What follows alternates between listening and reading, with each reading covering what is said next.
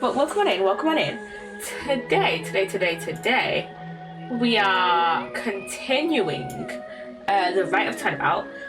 We'll probably try and get the trial done today, and then hopefully on Friday we can finish this off with the second investigation and the last trial, because the last trial is short as fuck, right? So yeah, we can get that done. So my webcam, did my webcam lag? My webcam just lagged. So yeah.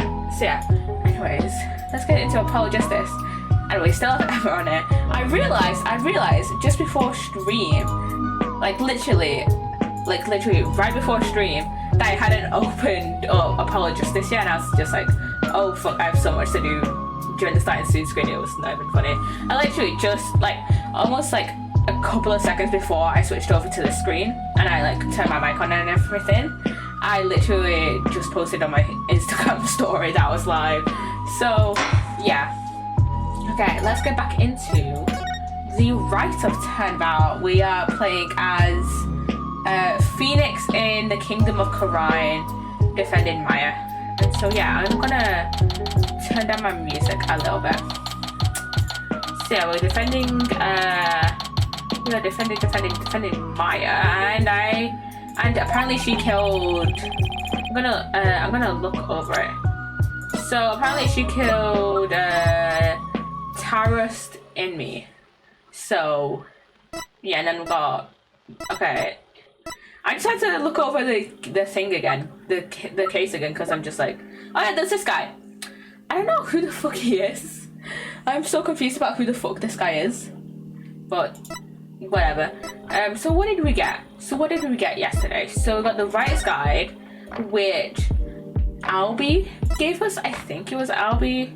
Anyways, about what happens during the purification rite. And then we've got the newspaper about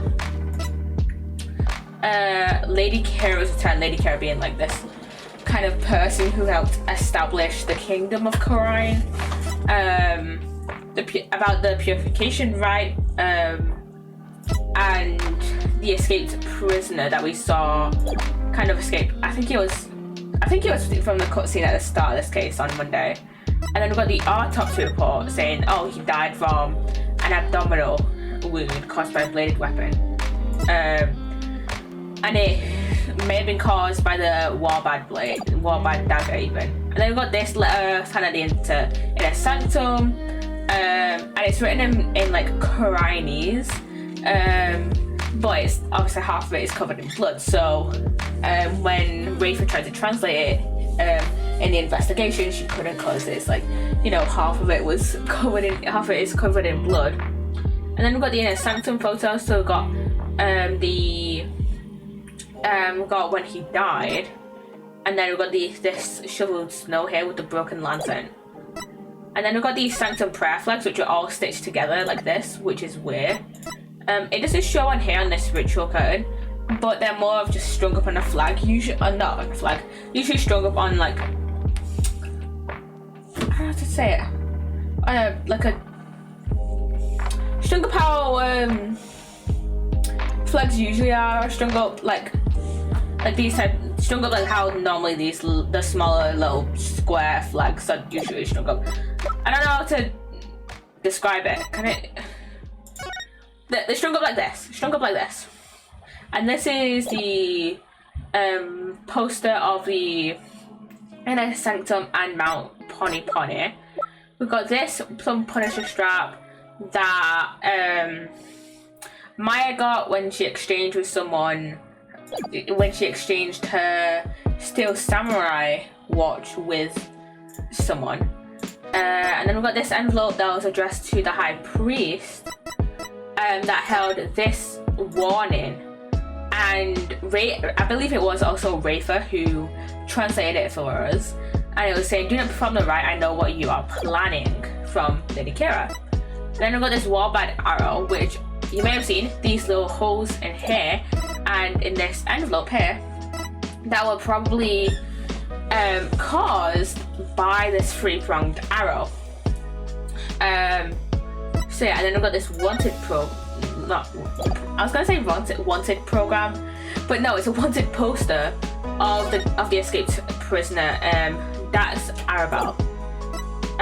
What else have we got? We've got Maya's statement. The spring water was already stained red when her and Taros arrived at the inner sanctum on the day of the purification rite. And then that's the ritual curtain. And then we've got Albert, who's kind of like our tour guide, who's Phoenix's like little tour guide around Khura'in. And then we've got I keep accidentally. Then got Maya, who came to Khura'in to kind of master the Khura'in channeling technique. And was Phoenix's like assistant in the Rite trilogy. And then Emma Skye, who is, you know, the detective for this case and for the past few cases as well. Then we've got Taros, the victim. Nayuta Sanmade, who is the prosecutor on this case. Rafa, who is the princess of Khura'in. Then we've got Pere Zealot, an apprentice priest who lives at Taros' house.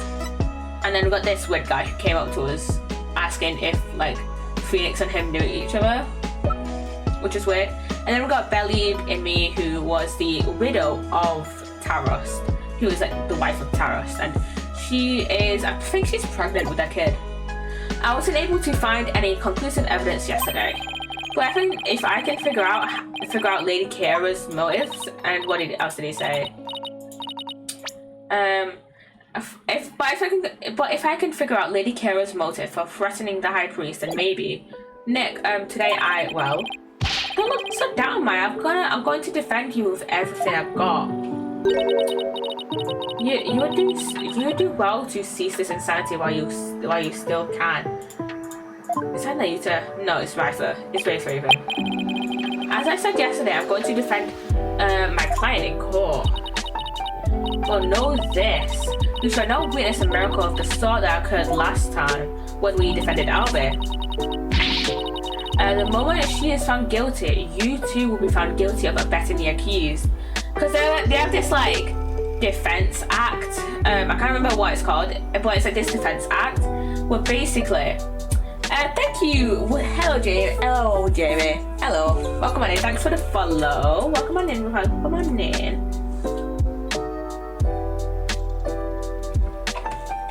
was I saying? Okay, they have this defense code, like I think it's called the Defense Culpability Act, where basically if someone is found guilty in court, then their defense attorney will also receive the same punishment. So for example, for murder it's death, it's execution, so the defense attorney will also be executed. A bit harsh, but you know why, I don't know, but you know, whatever. I never claimed to be a miracle maker, but I am good at discovering the truth. He is. Literally, there's only been like one time where he got a guilty verdict for a client, and that was back in the Phoenix Wright trilogy. That was back in Justice for All. That was the Matt and Guard case. And my argument for the Matt and Guard case is that he was never, like, if I'm looking at it in the eyes of the law and not, if I'm just looking at it straight in the eyes of the law, then technically,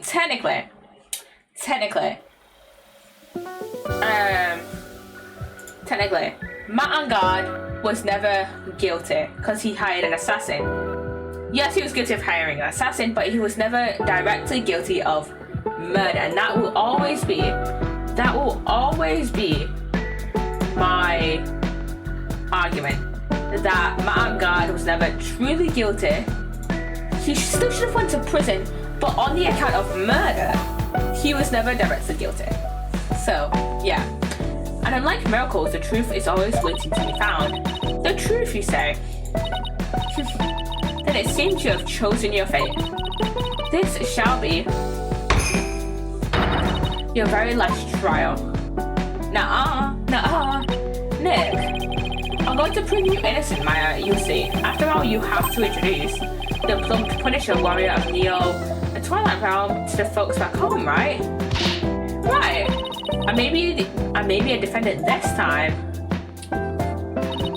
but I'll be by your side like always, Nick. Thanks, Maya. This place is tough on layers. I need all the help I can get. Plus, it's always good to have you on the team. Well, it's time. Let's go. Let's go. It's trial time.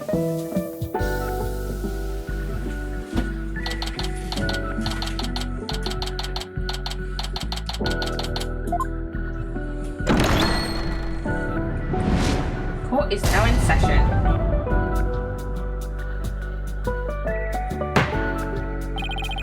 Let the trial of Maya Fey begin. Your defense is ready, Your Majesty.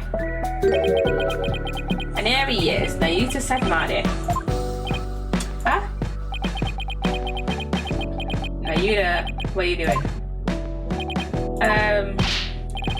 Quiet, can't you see Prosecutor Sadmadi is absorbed in silent prayer? Great, the trial's barely started and the judge is already mad at me. He's very devout for a prosecutor. Why is the accused standing over there? Oh, well, Your Majesty? In addition to being the accused, she's also my assistant. The accused is your assistant, you say? Very well then. A criminal does indeed make a fitting partner to a lawyer with a defiled soul. That wasn't very nice. Well, yeah, well, bad-mouthing lawyers seems to be a custom of sorts here at Corrine. I must say, I am surprised to see you still here at Corrine, Mr. Wright, and even more so to find you in the Hall of Justice once more. I cannot fathom why you would willingly risk your life in yet another trial. The answer is simple, Your Majesty. I am a lawyer, and this is what lawyers do.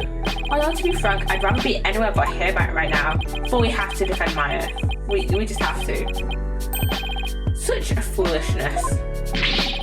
Prosecutor Sadmadi, are you ready to begin now? Yes, Your Majesty. The prosecution is ready. Let us begin without further delay. But first, I promise you both this. I'll cast your wicked souls into the fires of hell. Thus shall the soul of the victim attain salvation. Ahaha! Splendid! I expect nothing less of you, Prosecutor Sadmadi. Please save the victim's soul, Prosecutor Sadmadi. Punish the wicked lawyer who dares to stop these last rites. I think I'll pass on that whole fire and brimstone deal. But I'm not surprised by your words or stance, considering what Apollo's told me about you.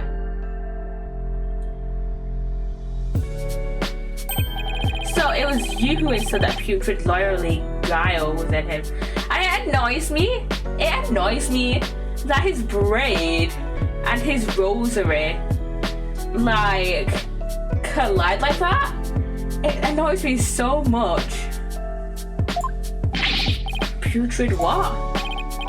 He too must soon face the fires lest his soul be lost to redemption. But I shall send you on ahead so that he will not be lonely when he arrives. Sorry, but I'm afraid it won't be that easy. People say I never know when to give up. Nervous, Maya? A little. Feels like it's been ages since we stood side by side like this in court. Too bad I'm the defendant. Don't worry, we haven't lost the case together yet. You're right. Let's give this everything we've got, Nick. Technically you did. Oh wait, no. Together. I was gonna say technically it fell on my turnabout, but in that Maya was kidnapped by Shelly the Killer. So Nick had Pearl by his side. Well, Pearl spirit channeling Mia.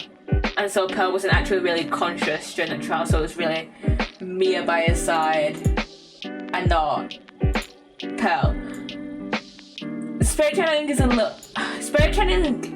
is kind of confusing, but also kind of not. It's basically just consensual possession.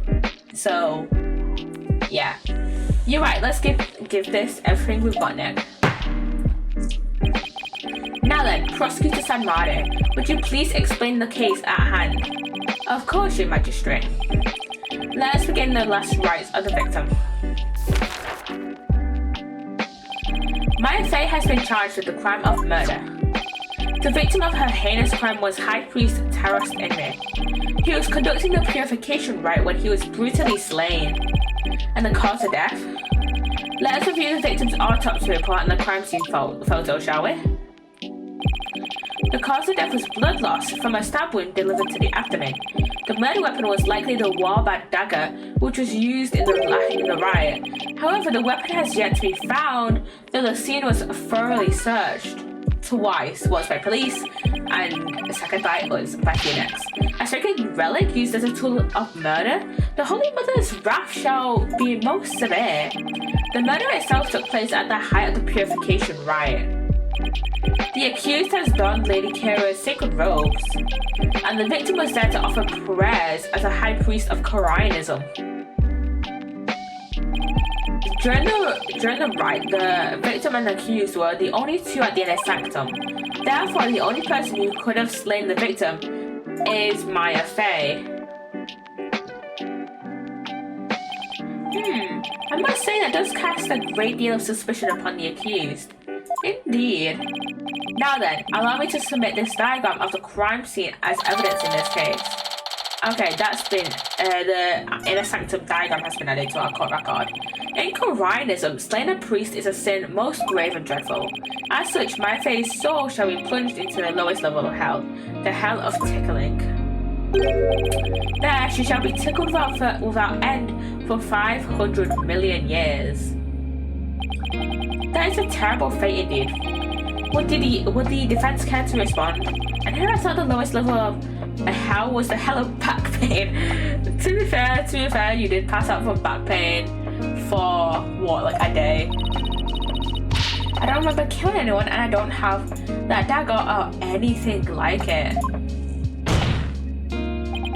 As my client stated, she has no memory of the event as described by the prosecution.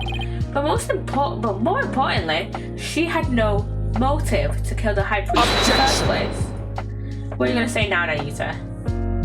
What motive are you gonna possibly come up with? Oh, you might say that. Nevertheless, the meaningless prattle of lawyers is utterly ineffectual here in the Hall of Justice. For all will be made clear by her benevolence, Rafa Padma Koraian's insights. So it is, and so it shall be. The divination seance reveals the truth for all to say. Here we go again. Bailiff, please show in the royal priestess.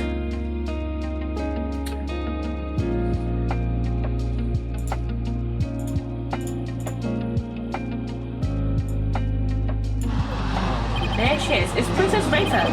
Oh, how beautiful her benevolence looks again today. Glory to the Holy Mother for this blessed day. As popular as ever, I see. Rest assured, the good people of Koraian, I will defeat this murderer and her better. They shall not escape on their freedom express today. What a joy it is to have the royal priestess back in the Hall of Justice. May the Holy Mother grant us her divine favor. Erduhara Koraian.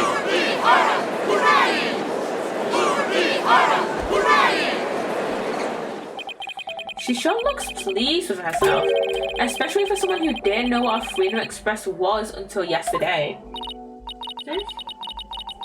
Is there something stuck to my face, Bobhead? No, nothing, your benevolence. Now then, your benevolence. The divination seance, if you please. Very well. Nana, my robe.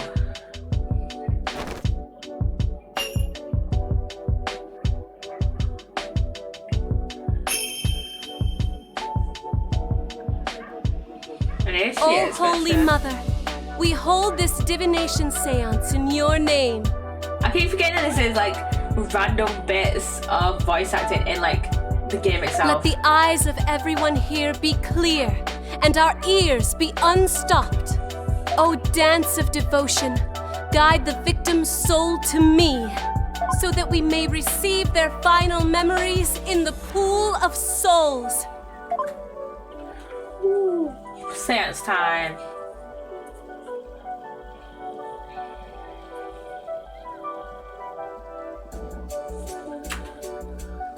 I was almost about to skip that then, skip that then, but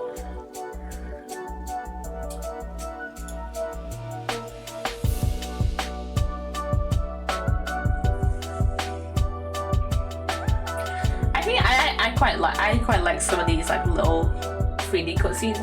I just like the little like cutscene sections in general.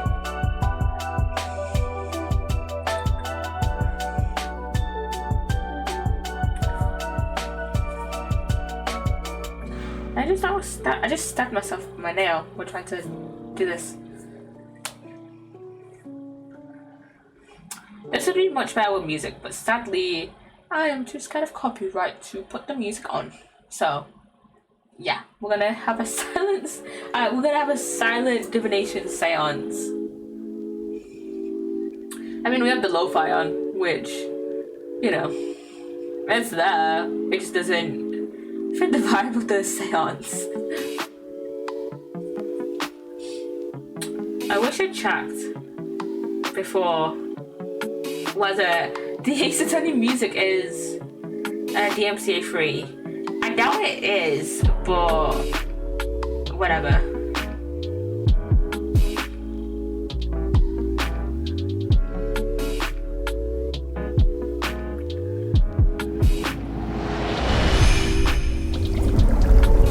Okay, woo, seance time.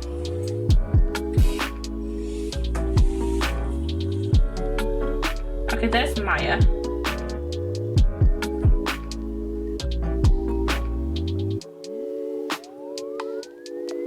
I bet at one point in this final memory, Maya's gonna turn into Lady Kara. And then there's a, like, scroll. I bet Lady Kara is gonna pop up after this. Wind. Yep, there's Lady Kara. Footsteps, incense, pain.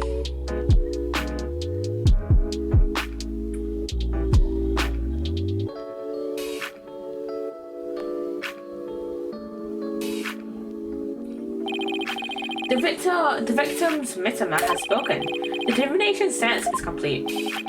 Great, another clearly incriminating seance vision. Hold on. It could not be any clearer or foul defense. The accused donned the sacred robes of Lady Kira and then attacked the victim. Oh, how very terrible it must have been. The figure of Lady Kira lit against the dim lantern light, the scent of incense growing ever more potent as she drew near. One can almost sense the horror our inmate must have felt.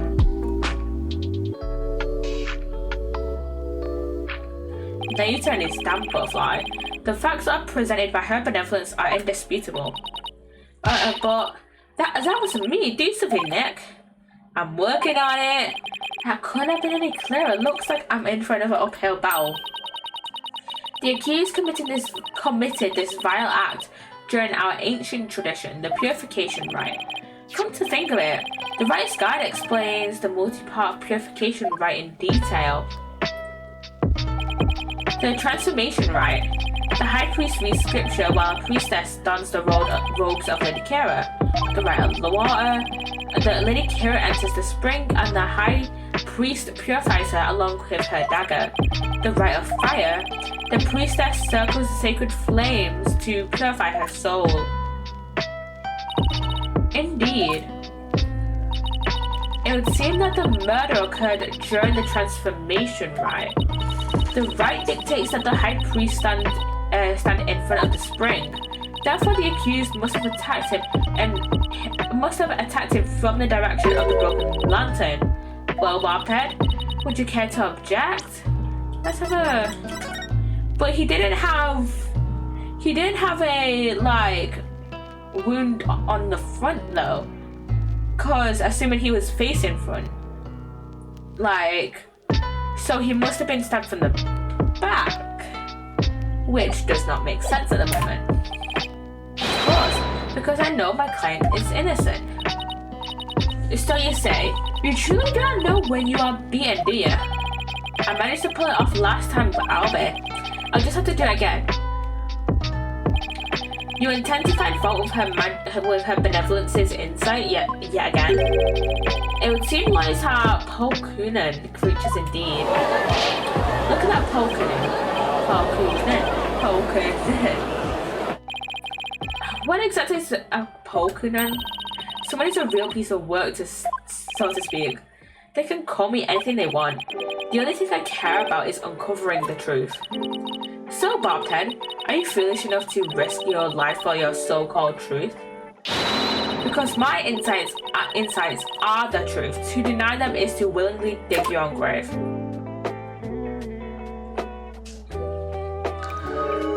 Okay, insight time. The victim commenced the purification rite by bowing to the lanterns and reading a sutra. As the first part, the transformation rite, ended, he lowered the sutra. Suddenly, he heard the accused's approaching footsteps and smelled her incense-laden robes. We didn't really hear the footsteps. It was then that the victim felt an intense pain. I believe this is when he was stabbed. As his life's blood spilled over, his vision dimmed until finally he passed from our world. That is everything the victim experienced in his final moments. And that has been obeyed in the court record. Dressed in the sacred robes of Lady Kara, the accused rushed the victim head-on. The brutal stabbing which she perpetrated could not have been any clearer. Yeah, it is plain for all to see. No, it wasn't me. A sudden drowsiness came over me during the transformation rite. I didn't even get a chance to put on Lady Kara's robes. You waste our time with such meaningless statements, accused. You cannot explain away the truth revealed by the royal priestess's divine insight. Ooh, how did you end up finding contradictions last time? The deceased's final memories include all 5 senses. Oh, you mean those words that appeared in the Pool of Souls? It looked to me like the bigger the word, the stronger the sensation was to the victim. Yeah, that's how it looked to me too. The sensations themselves are never wrong, only their interpretations. That's why I tried to point out mistakes in Rafa's insights the last time. So there could be contradictions between what Abbott Amy felt and her insights are. You got it, and I'm going to find them this time too. Should I check how to point out contradictions in Rafa's insights? No. We got over it. Now I remember how it works. Still, the sensations this time seem to fluctuate more than the ones from Albie's trial. In which case, I better keep an eye on changes in their intensity too. Okay, time to point out the sensations that contradict the insights. Okay. Okay, let's see. Is this where I think this is where things start popping up. Wind, he hears wind, footsteps. And the footsteps do not get any, like, louder. So, let's see, what did she say about, what did she say about, yeah, so, here, select, and then footsteps. Objection!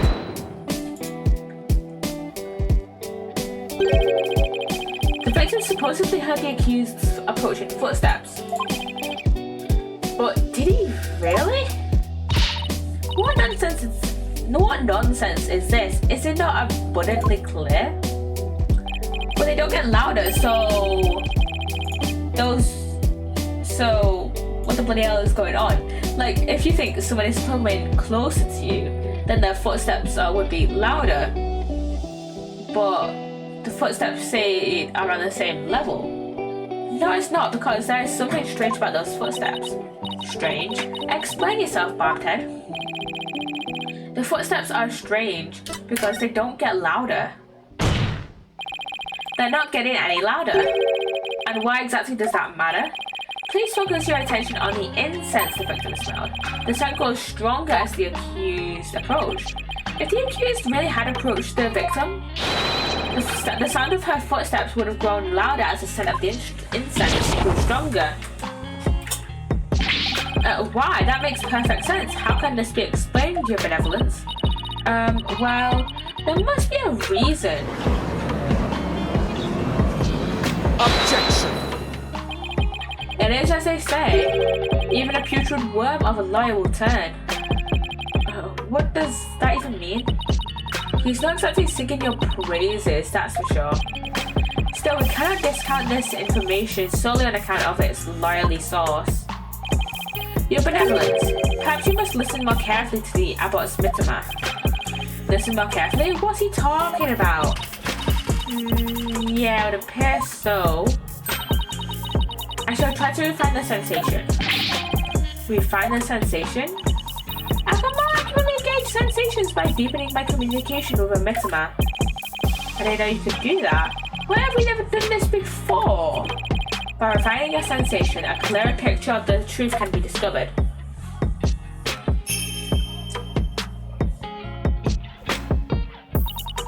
Oh, bless mitama, I beseech you, hear me now and respond to my call. Okay. Bells? Is there bells? Footsteps changed into bells? What could this mean? Bells? But the only bells at the scene of the crime were... that jingle must have come from our enemy's bells. You mean those big things he had on his ankles? Well, there you have it. The sound of bells was from the high priest's own footsteps. And that means... if the footsteps belonged to the victim himself, it means it was the victim who was moving, not the accused. The victim was the one who went running toward the broken lantern from the spring. I found quite from what her benevolence's insight would have us believe. Okay. But why would the victim have approached the accused? Maybe he was trying to defend himself. Please explain. He could have felt threatened by Lady Kira standing there with a dagger. If so, he might have fought to overpower her before she attacked. Possibility, that's a possibility. Still your voices, this is nothing but a theory and a poor one at that. Be not led astray by this lawyer's obvious Objection! While this insolence is inexcusable, I would ask that you calm yourself, your benevolence. Is there something you would care to say, Prosecutor Sadamare? Even if it was about Emmy who moved, it does not negate the accused's crime. But what do you mean? The accused was likely waiting for the high priest to approach. And as he neared, she plunged the dagger into him. It's as simple as that. Oh right, it really doesn't change much, does it? Yeah, it is, as the prosecutor has said. In fact, it is as I meant to say all along as well. Alright, and that's why you were so shocked when you first heard it. Understand now, lawyer? That contradiction you conjured up has come to naught. Once I hold my insights, it will vanish like the dying rays of the sun. Okay, insight revised. He rushed to the accused and tried to fight her off by the broken lantern. Okay. See? The fact that it was our enemy who moved changes nothing. Come on, Phoenix, you've got to keep your cool. That contradiction I pointed out must mean something. That one sensation changed after Princess Rafer refined her vision. It stands to reason that something else might have changed too because of the refinement. I should focus on any sensations that have changed, while searching for more contradictions between them and her insights. Okay, let's see. Let's go back to this one. Water. Okay, so if he was going towards the broken lantern, if we look at the court record and just the map of in a sanctum, right? If he was coming towards the victim, there's not a lot of water here. The water is here, so he wouldn't really have been able to hear water. That wouldn't have been like his main thing he heard, unless he was like walking in the water. Cause water doesn't pour into the spring in this area. You'd maybe hear it moving, but you can't. Water is very quiet when it's moving in something like this, right? So you can't really hear it unless it's like, you know, kind of dead silent. So the only reason I would say he could hear the water would be if he was like stepping in the water, if that makes sense. So yeah, that doesn't make sense. That water does not make sense. Okay.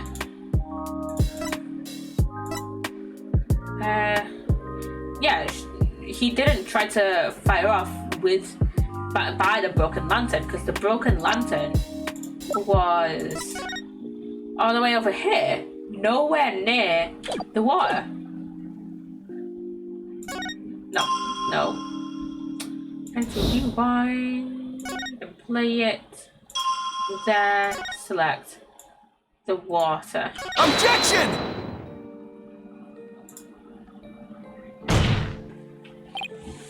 How do we know the purification rite was performed exactly as it was supposed to be? That's easy. The customs governing the rite are very clear, and Abbot Immi would have adhered to them. Well, that's strange. Mr. Wright, would you care to explain just what is so strange? Yeah, I would ask you to consider the sound of the victim's footsteps. The sound of bells changes to the sound of water at what point? What's this? It's simple. The victim must have stepped in some water. Oh. Yeah. And the only source of water in the inner sanctum is the spring.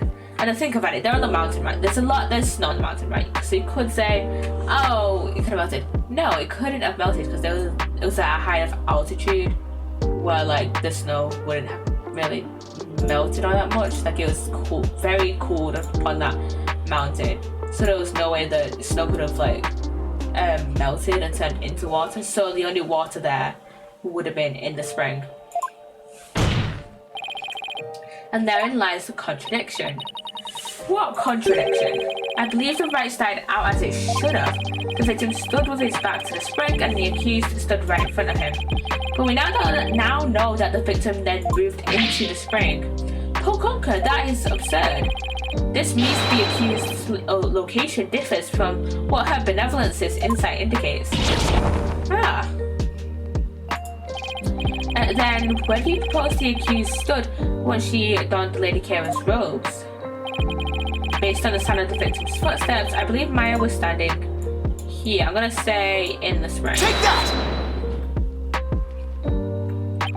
Until this moment, we've all just assumed that Abbot Immi and Miss Faye were standing where they were supposed to be, as shown in this rights guide.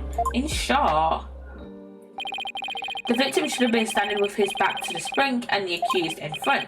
However, if that is how they were really standing, he couldn't have stepped into the spring as he approached her. The problem is the victim did step into the spring. This can only mean that Miss Faye had actually been standing in the water. But if this is true, then their positions would have been completely reversed.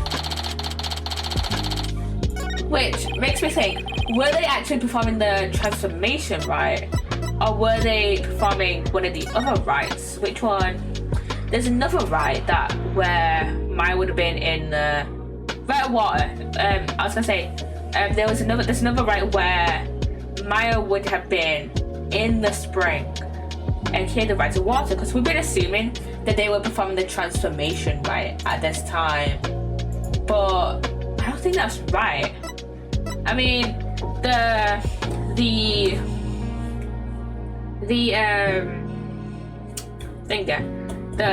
science kind of shows like, hey, it shows like, you know, someone put it on.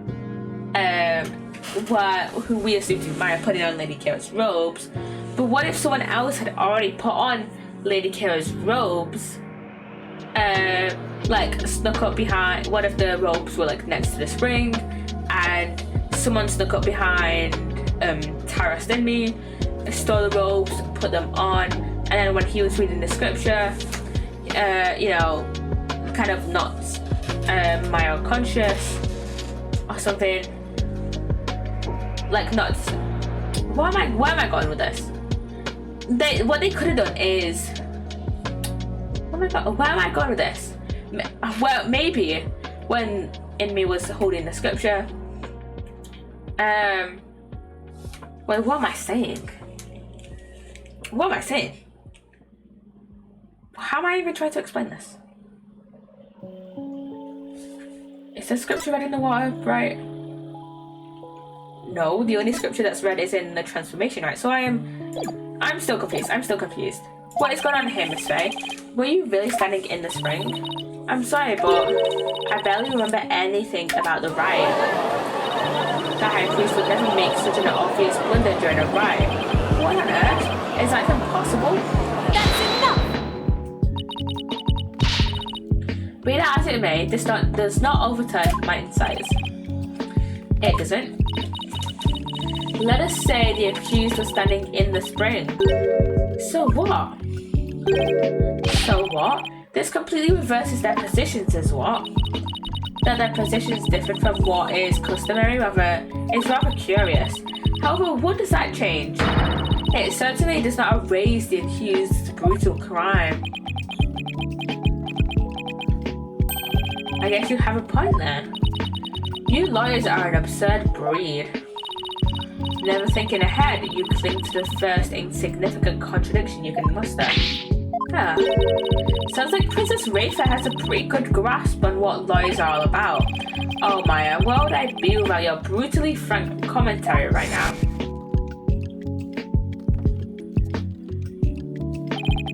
Is this contradiction really meaningless? But something really doesn't feel right. Did I take a wrong turn somewhere? I will now amend my insight to account for this new truth.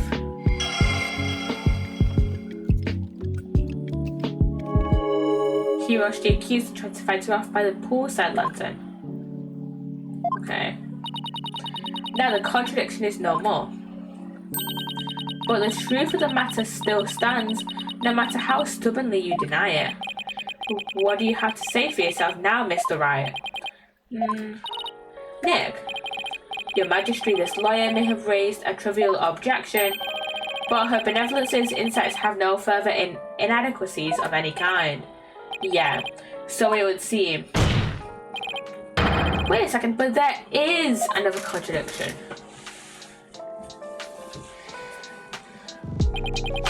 Still you flounder about, wretched beast.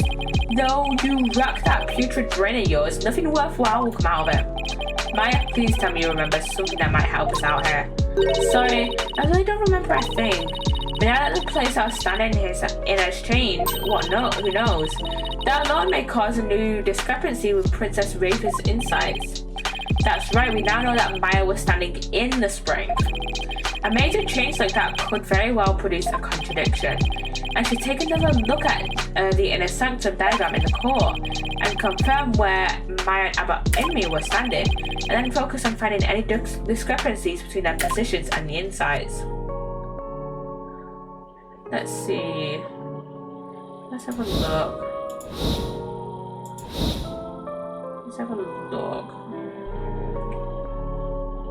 Wait.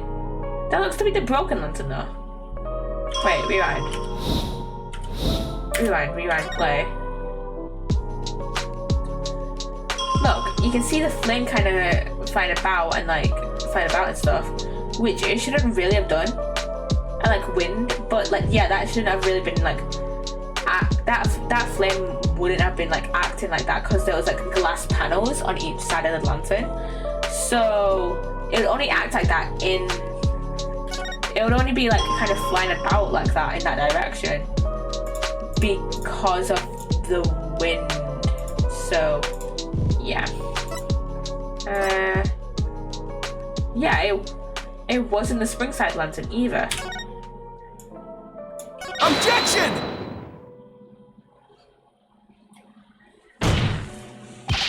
Dear Benevolence, isn't this statement inconsistent with the vision? Oh shit, inconsistent? I think not. Except that's where the inconsistency lies. Fuck. No, I believe it is the defense's thought process that the inconsistency lies. I guess there wasn't an inconsistency there after all. Huh.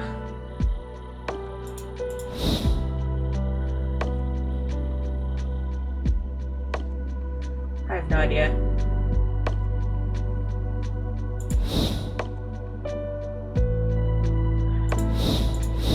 Let's get back a bit. Let's have a look through.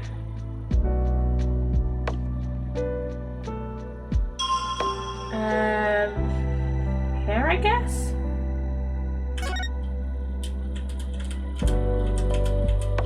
I have no idea. I think it... Is he on this one?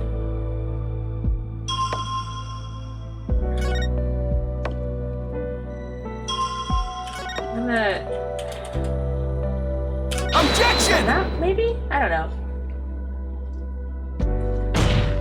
Oh, I'm just gonna give us your benevolence. Isn't this statement inconsistent with the vision? Inconsistent. I think not. Exactly, that's where the inconsistency lies. Blah blah blah blah blah. We lost the thing. And I believe it is in the defense thought process that the inconsistency lies. Guess that. I'm gonna save in a minute. Just so if we lose any more things. I'm gonna save in a minute. I should have really saved it earlier on, but whatever.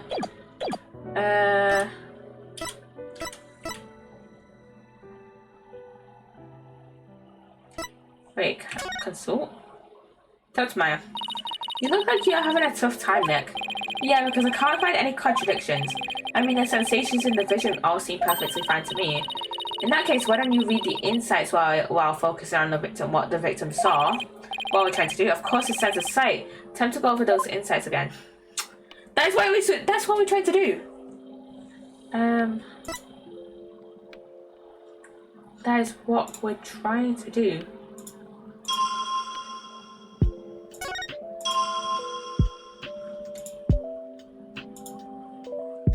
Let's...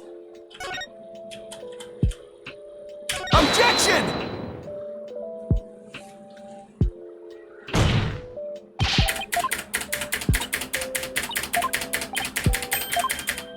Okay. I'm gonna look at it. Okay, I'm looking at it and it's structured wicked. It says on the third statement and second panel, so we've got the right statement.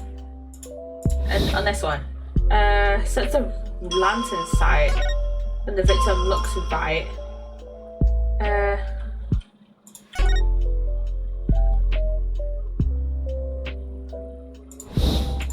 Let's go back to that one.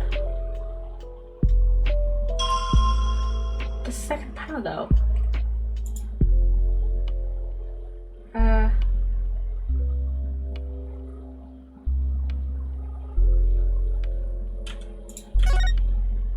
Yeah, I've looked at it a million times.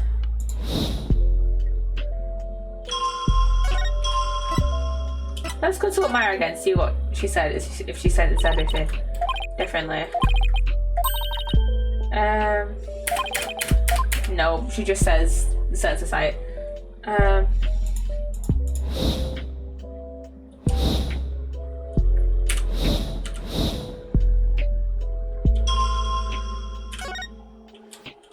But yeah.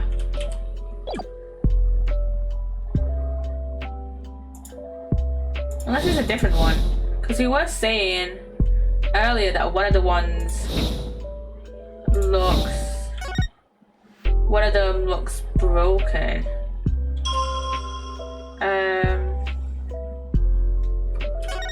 This one.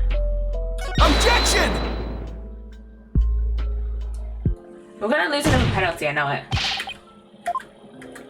But I know that's the broken lantern. So what the fuck do we do? Third statement, second panel. What's the right statement? What the fuck?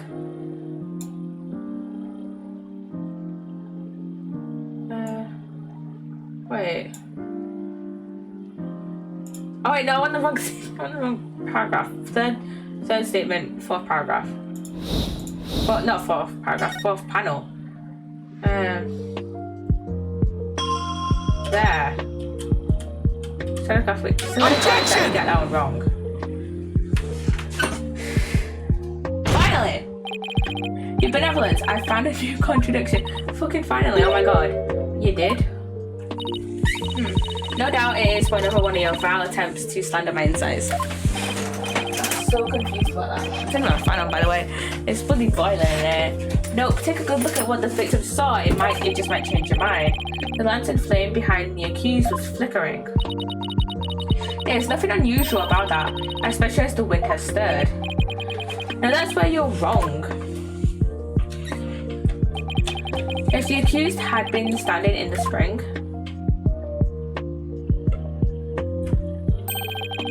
and all you see here should be one of the lanterns flanking the statue.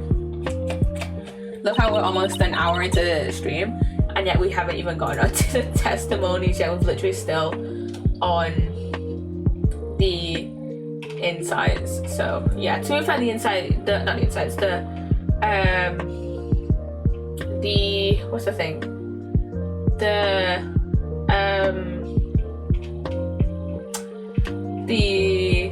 testimonies don't look too long, so it's just this part that's like very, very long. I fail to see a point. My point is, something is wrong here. The two lanterns flanking the statue were both outfitted with glass wind guards, so neither lantern's flame should have been flickering in the wind in the first place. Hey, what are you on about? She seems pretty tickled, Nick. I don't remember saying anything funny. I fail to see what you wish to prove here, but very well. I shall refine the vision and reveal the truth for all to see. Why don't you just have it correct in the fucking first place? Oh, blessed Mittima, I beseech you, fix your sight upon the lantern there.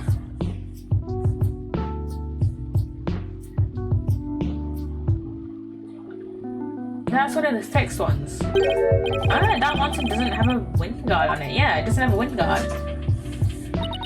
And rightly so. For the wind guard was removed to reveal the sacred flame within for the rite of fire.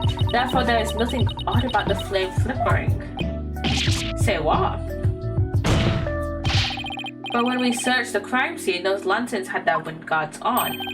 That's because the police put them back on.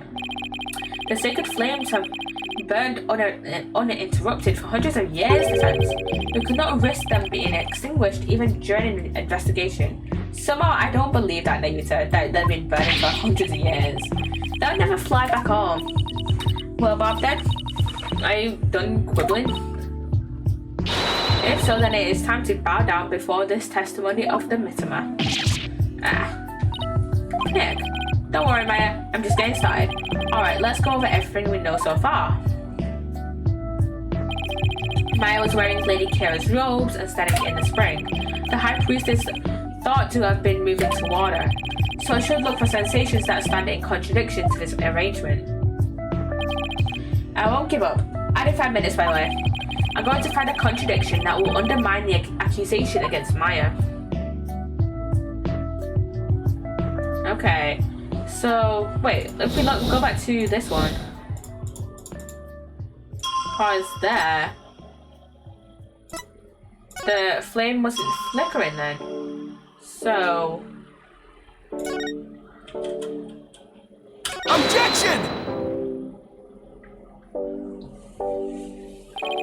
What could this possibly mean? That lantern clearly contradicts the insight, but this contradiction will overturn the entire case I've been building. Are you alright, Mr. Wright? 1 minute you shout out and in the next you fall silent? Perhaps it is like the bellow of one who is barreling down a hill with no way of stopping. Is that not right, Prosecutor said Marty? Don't get cold feet now, Phoenix. Even if this overturns the entire case you've built so far, the only way is to keep moving forward, because that's where we'll find the truth. Sorry, but I'm not barreling down a hill. In fact, I'm in full control of everything with the indisputable contradiction I found. Is that so? The lantern behind the accused clearly, no, blatantly contradicts your insight. Does it now? On one of the lanterns, even, on the entrance side of the inner sanctum was broken, and if you watch what Abbot Inmee saw in his final moments, you'll notice that the lantern behind the praying form of Miss Faye is broken. The lantern behind Lady Kira, however, is still intact. In short, we're seeing two different lanterns in this seance vision. How could this be? And even if it were so, how would that contradict my insights? Let me start by saying, the claim I'm about to raise will overturn the case I've built thus far. Will the defense please explain himself? Based on the broken lantern, we can tell Maya and Abbot in these positions. Where the accused and the victim were standing. But did you not just finish asserting that the accused was standing somewhere else? I did, and I built my argument on that faulty premise. But thankfully, it has led us here, to the actual spot where Maya Faye was standing.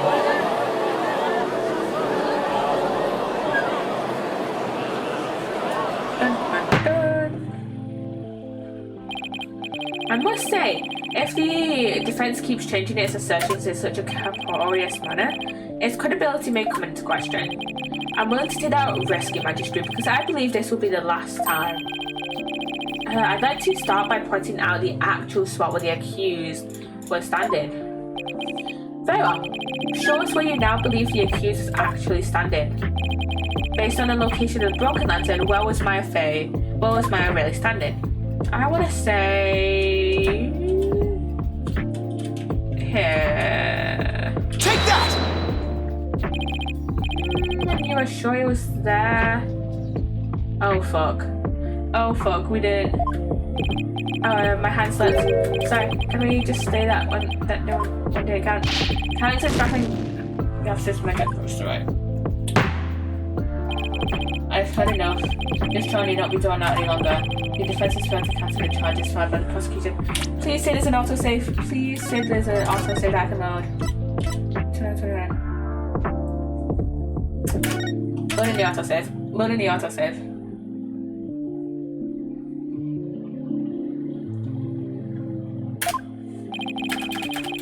Question. What's the address of the registry? Okay. Shows where you now believe the accused was actually standing. Okay, let's actually save here, so we don't have to, options. Let's actually save here, because we only have one penalty left. I do actually believe it was, like, around here, though. Take that! I wasn't thinking straight before, but now it's all falling into place. We know the victim had stepped into the spring. That means Maya Faye had to have been standing in the water as he approached. However, his memory, which has only now become clear, reveals that at its starting scene, by the way, Miss Faye was standing by the side of the broken lantern. In other words, she was standing where she was supposed to be according to custom. Does that not bring us back to the very beginning? No. This is where things take a different turn, and I mean that literally. The victim had to have been moving toward the spring. That means that while he was moving, he had his back turned toward the accused. What's this? Do you mean to say the victim turned around during the rite? But such an image appears nowhere in the seance vision. Actually, it does appear. It's just that no one noticed until now. No one noticed? How could no one have noticed something so big? There was a moment when the scripture the victim was holding was all we could see. Thanks to that, no one could tell that he was in fact turning around in that moment. And I did not fully read that thing. I didn't read that. But, you know, the end is in progress. So, yeah. I need to stretch. And I was gonna add another timer command saying, hey, every hour there's gonna be ads. And I should very weirdly. Then I was gonna be like, hey, every hour there's gonna be ads. But yeah. I completely forgot to add that when I got home and actually had access to mix it up. So yeah. I mean, I could just log it into my mix it up account on like my other account, but on my other computer even, but whatever.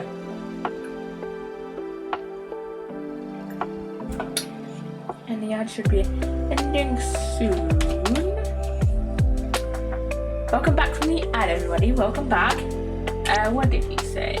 Thanks to that, none of us could tell that he was in fact turning around in that moment. If it is as the defense asserts, then her benevolence's insights no longer make sense. How do you intend to explain Objection! that? I don't need to explain anything because it's just as you said, Prosecutor Sanrade. Her benevolence's insights don't make any sense because they contain a huge error. Such insolence.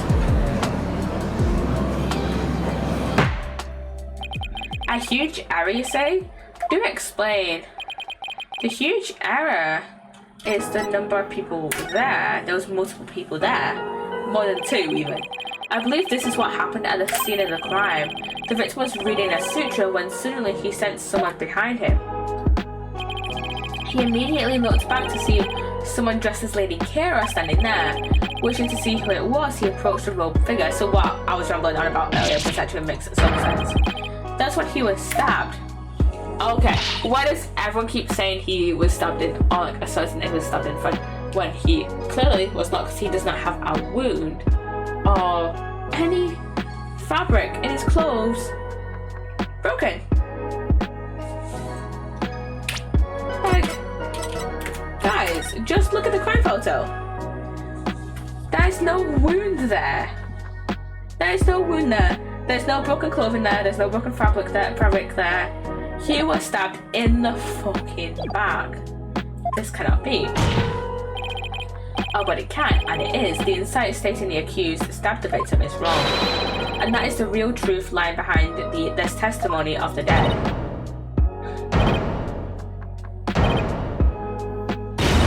Pokunka.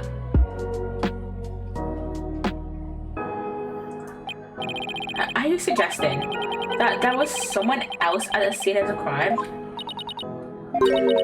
Have I misunderstood the voice of the Mitama yet again? This cannot be. Okay, I kind of feel bad for her. That was a close one. I managed to divine the true meaning behind the sentence vision somehow. I should add these new facts to the court record. Okay, that's what I need to the court record. Your benevolence, please allow me to take it from him. I will overturn the brash accusations of this faithless, putrid-minded lawyer. Yeah, I shall place my trust in you. Okay, Rafer's gone now. Rafer's fucked off somewhere. Are you sure about this, Prosecutor Sadmade? My work as an international prosecutor has taken me to courtrooms around the world.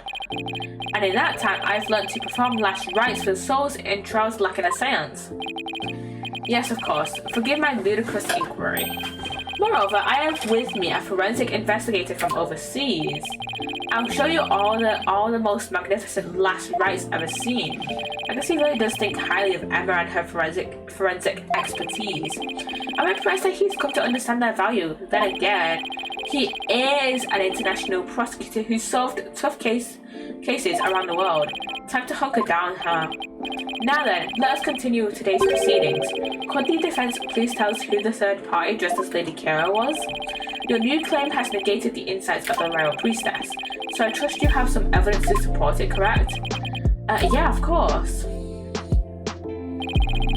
This third party must have really wanted to kill the high priest. I might be able to identify who it was if I had evidence of their murderous intent. Well, we're waiting, Mr. Wright. The evidence that can reveal the identity of the third party is this, which would be the warning. 3 days before the purification rite, the victim received a warning letter from an unidentified individual. He did? Whoever sent it clearly meant to threaten the high priest. The letter said, "Do not perform the rite." But the rite went on as scheduled. I believe that is why the high priest was murdered. Who do you suppose sent that letter? A person with something to hide. The rebel hunter disguised as Lady Kara herself.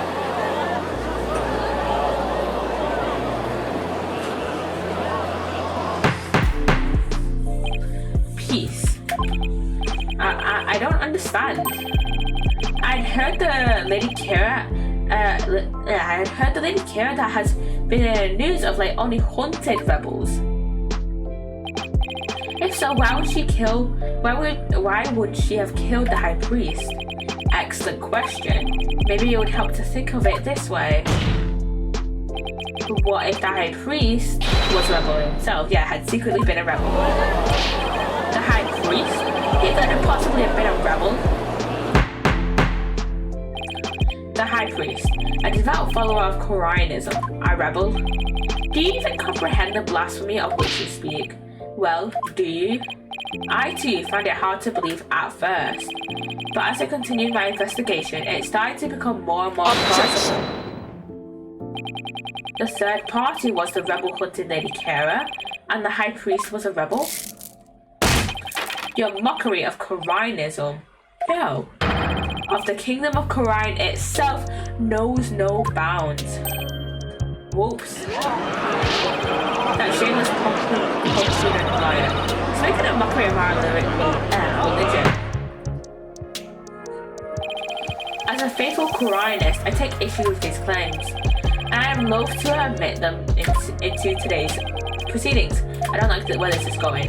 The defense's claims about vile blasphemy tantamount to spitting on the Holy Mother. Is it really that big of a deal? My about Imi was a distinguished monk and very well respected too, so yeah. Please don't let this turn into an international incident. Well, fear not, good people of Quran. The rantings of this putrid-brained lawyer who seeks to slay the soul of the deceased shall come to no avail, and I conclude these last rites. The prosecution's assertion that the accused killed the victim remains unchanged, but the victim was stabbed in his abdomen. How is that possible when he had his back turned towards the stage? Someone else must have killed him. Again, Phoenix.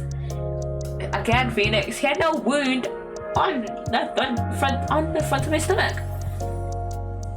Did you even look at the crime photo? Oh my god. Are you sure about that? You may have invalidated the seance, but do not let it go to your putrid head. The karmic flow of this trial is as yet still in my hands. How can he be so confident? Something has occurred to me, you see. And your allegations of a third party are but a deluded fantasy, and I shall prove that by calling a new witness to the stand. An eyewitness who will deliver a definite answer that will dispel the defense's doubts. An eyewitness? Very well, let us call this eyewitness to the stand. So there were more than 2 people at the thing, at the fucking whatever it's called. This guy. This fucking guy. It's him again. Well, now he has to be the shaggiest witness I've ever laid eyes upon. Please state your name and occupation. Oh, I'm, that so-and-so, whatchamacallit.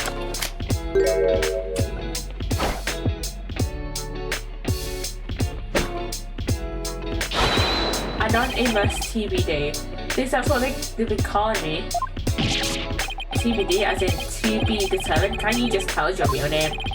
The witness has suffered a blow to the head, rendering him amnesiac. Therefore, I named him Anonymous TBD in my report, but he thinks TBD is Objection! his name.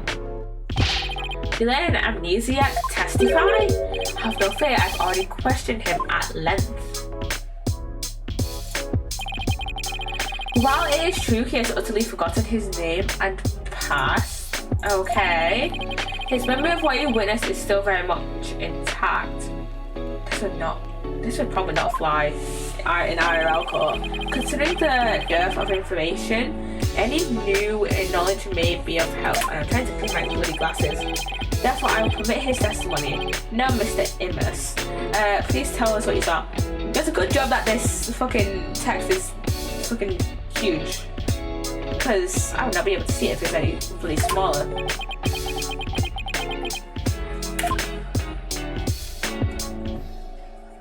Witness testimony time.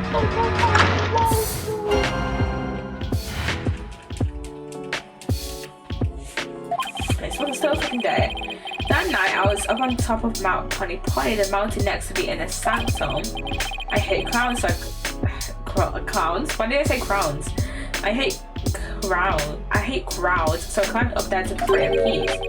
I know I should know now, but since there was no one around, I used my binoculars to spy the right at the inner sanctum, which you couldn't have done because of the fucking wall around it. That's when I saw the accused stab the high priest with a dagger. This guy is the real murderer, I know it. I just know it. And we're only on the first trial, we've still got another investigation and a second trial to do, and my glass is still fucking dirty, oh my god. There's no way you saw his face stab the victim with a dagger. I swear I don't know what he's talking about, I don't remember at any rate. Mount Pony, that beautiful mountain that is also known as the Little Sanctum. They must be talking about that small mountain from the poster. Mr. Immus, I was wondering, what can I do for you for? The inner sanctum lies at a high elevation where clouds and fog can obscure the view. Are you sure you were able to see what happened from the mountaintop next to it? Good point. His Majesty raises an excellent questioning. Well, Mr. Immus, on the day of the ride there wasn't a cloud in the sky. I had a perfect view. If you don't believe me, check the weather forecast in the paper that day. Nick, don't we have the newspaper for that day? Yeah, let's take a look. There on the inner sanctum will enjoy calm. It does say calm, clear skies, doesn't it? Yeah, I could not read that. I could barely read that text. See? Good sound. Okay, that's been updated, the court record. Well, it would appear the witness has offered testimony worth hearing. Mr. Immus, I too have a question for you. Didn't he already question the witness at length? But that's what I'm here for, right? Shoot. How was the accused holding the dagger? Was she holding it underhanded, it blade protruding from the bottom of her hand? Yep, I believe she was. It's got a reverse grip. I thought as much. Hold it!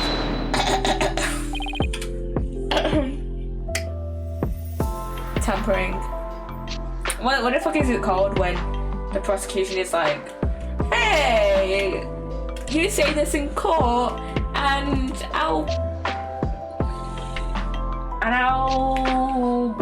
whatever. Hold it right there. What bearing does that have on this case? Now I know you two are a revered prosecutor. Cease your interruption to the headed lawyer. Do you not see the significance in how the blade was held? My nose is so okay.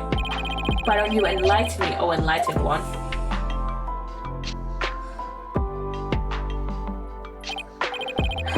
I knew you were a fool. I can only picture you in your next life. Next life? Yeah, after your soul rives for centuries in the pits of hell. You shall be reborn as a witless sea urchin with barbs limited to your posterior. You shall live a short, inconsequential life only to be brutally devoured by a sea otter. That was a bit excessive. I simply asked what the dagger grip had to do with the case. Now pay attention. How the accused held the dagger is of vital importance. With such information, when I say importance, again, with such information, we can infer exactly what actions she took. You were saying that the victim was killed while he had his back to the accused. Is that correct? Yeah. As such, the accused's dagger grip tells us something very important. The accused approached the victim from behind and swung her arms around him and plunged the dagger deep into his abdomen using a reverse grip. What? He definitely prepped the fucking witness. The way he just asked the witness about the reverse grip and how Maya was holding the dagger, that was very suspicious. Thus, Mr. Imos's testimony clears up any doubts that might remain. And it coincides with her benevolence's insights as well. This is a disaster. I thought I'd blown those insights out of the water, but now they're back to haunt me. Now then, the defense may cross-examine the witness. We said again because we only have one penalty left. That was sick as fuck. That little piece of those little sound effects there, that was sick as fuck.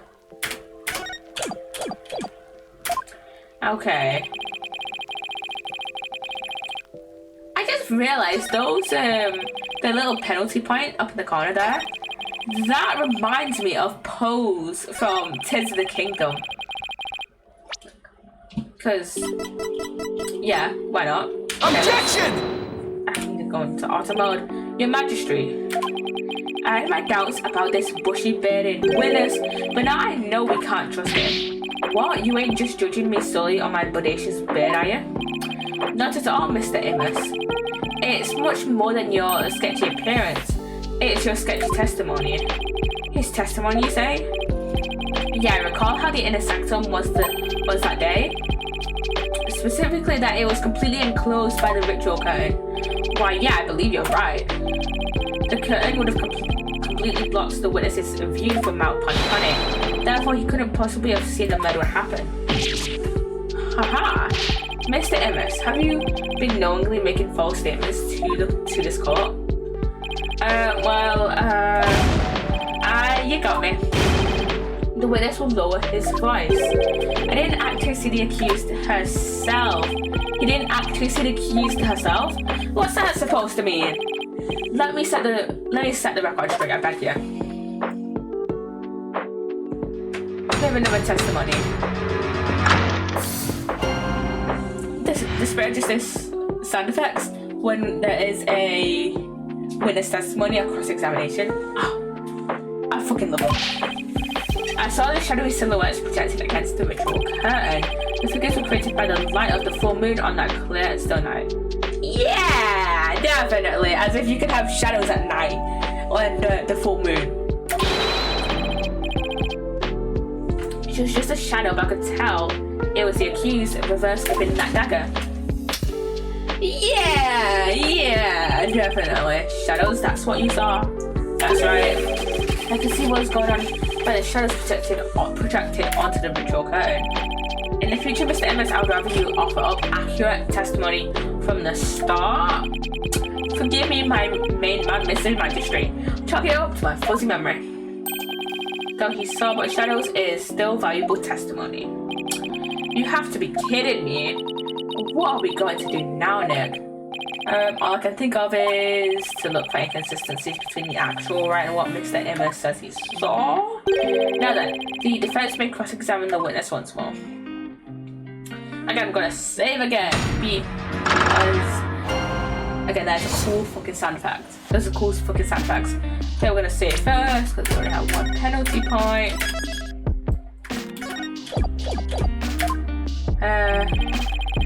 Shadows protected against the ritual curtain. The figures were created by the light of the full moon on that clear still night.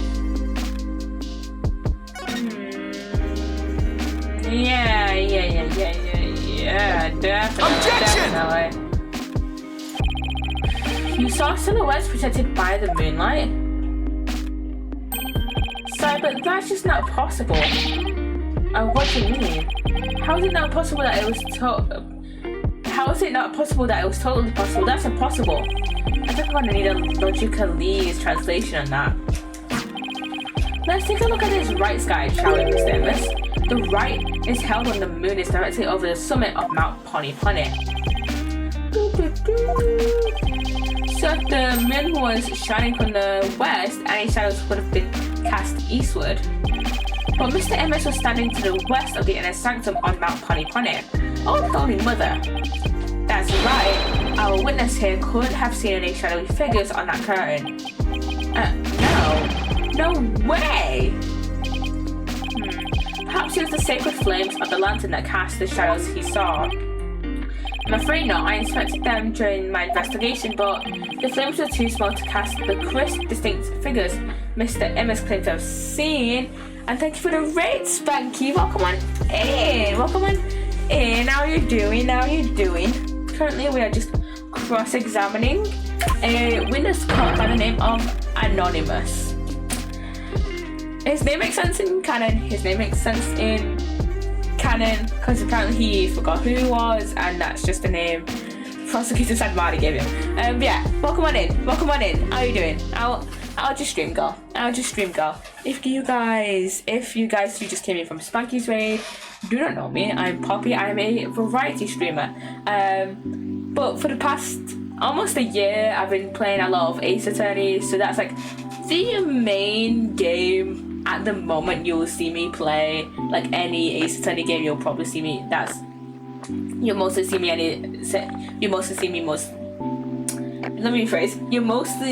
me play any of the Ace Attorney games. Currently we're on Apollo Justice, and yeah, but I do also play a few other things. Like I'm on a Minecraft SMP called Oswork. I also play a bit of Sims, a bit of other things like Sticky Business, and yeah, not bad time. Major character in XCOM. You are a ranger basically with a big sword and a shotgun. So that is fucking cool.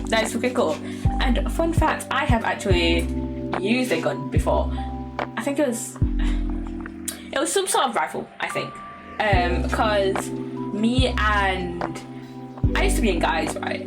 And every year we went to this shooting competition. Most years we used to only really use bows and arrows, but this one year we used quite a few different weapons. We would shoot at targets, obviously. We used a bow and arrow like usual. We used crossbows, and we did some clay pigeon shooting. I was absolutely dog shit at it, but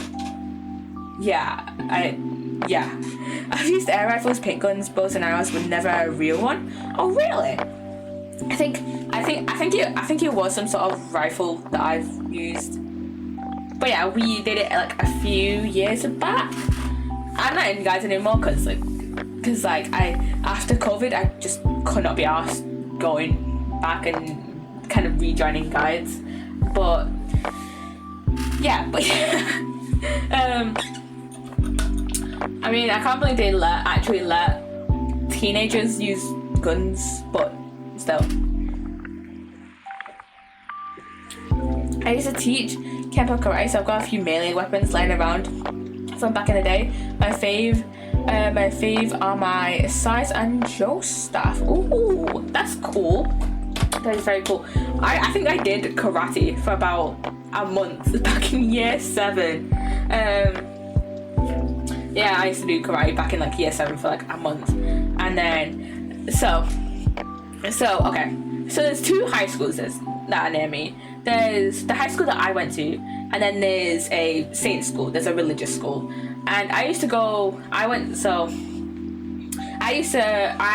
not go to the religious school, but I did not go to the religious school for actual school. I just went there for karate classes, because I think we were driving down by the religious school on our way to my grandma's for tea, and there was a banner up saying kind of advertising karate classes, and it was even my dad or my mum was like, do you want to do karate classes? And I was like, fuck yes I do. And so every week I think it was every Thursday, I think we would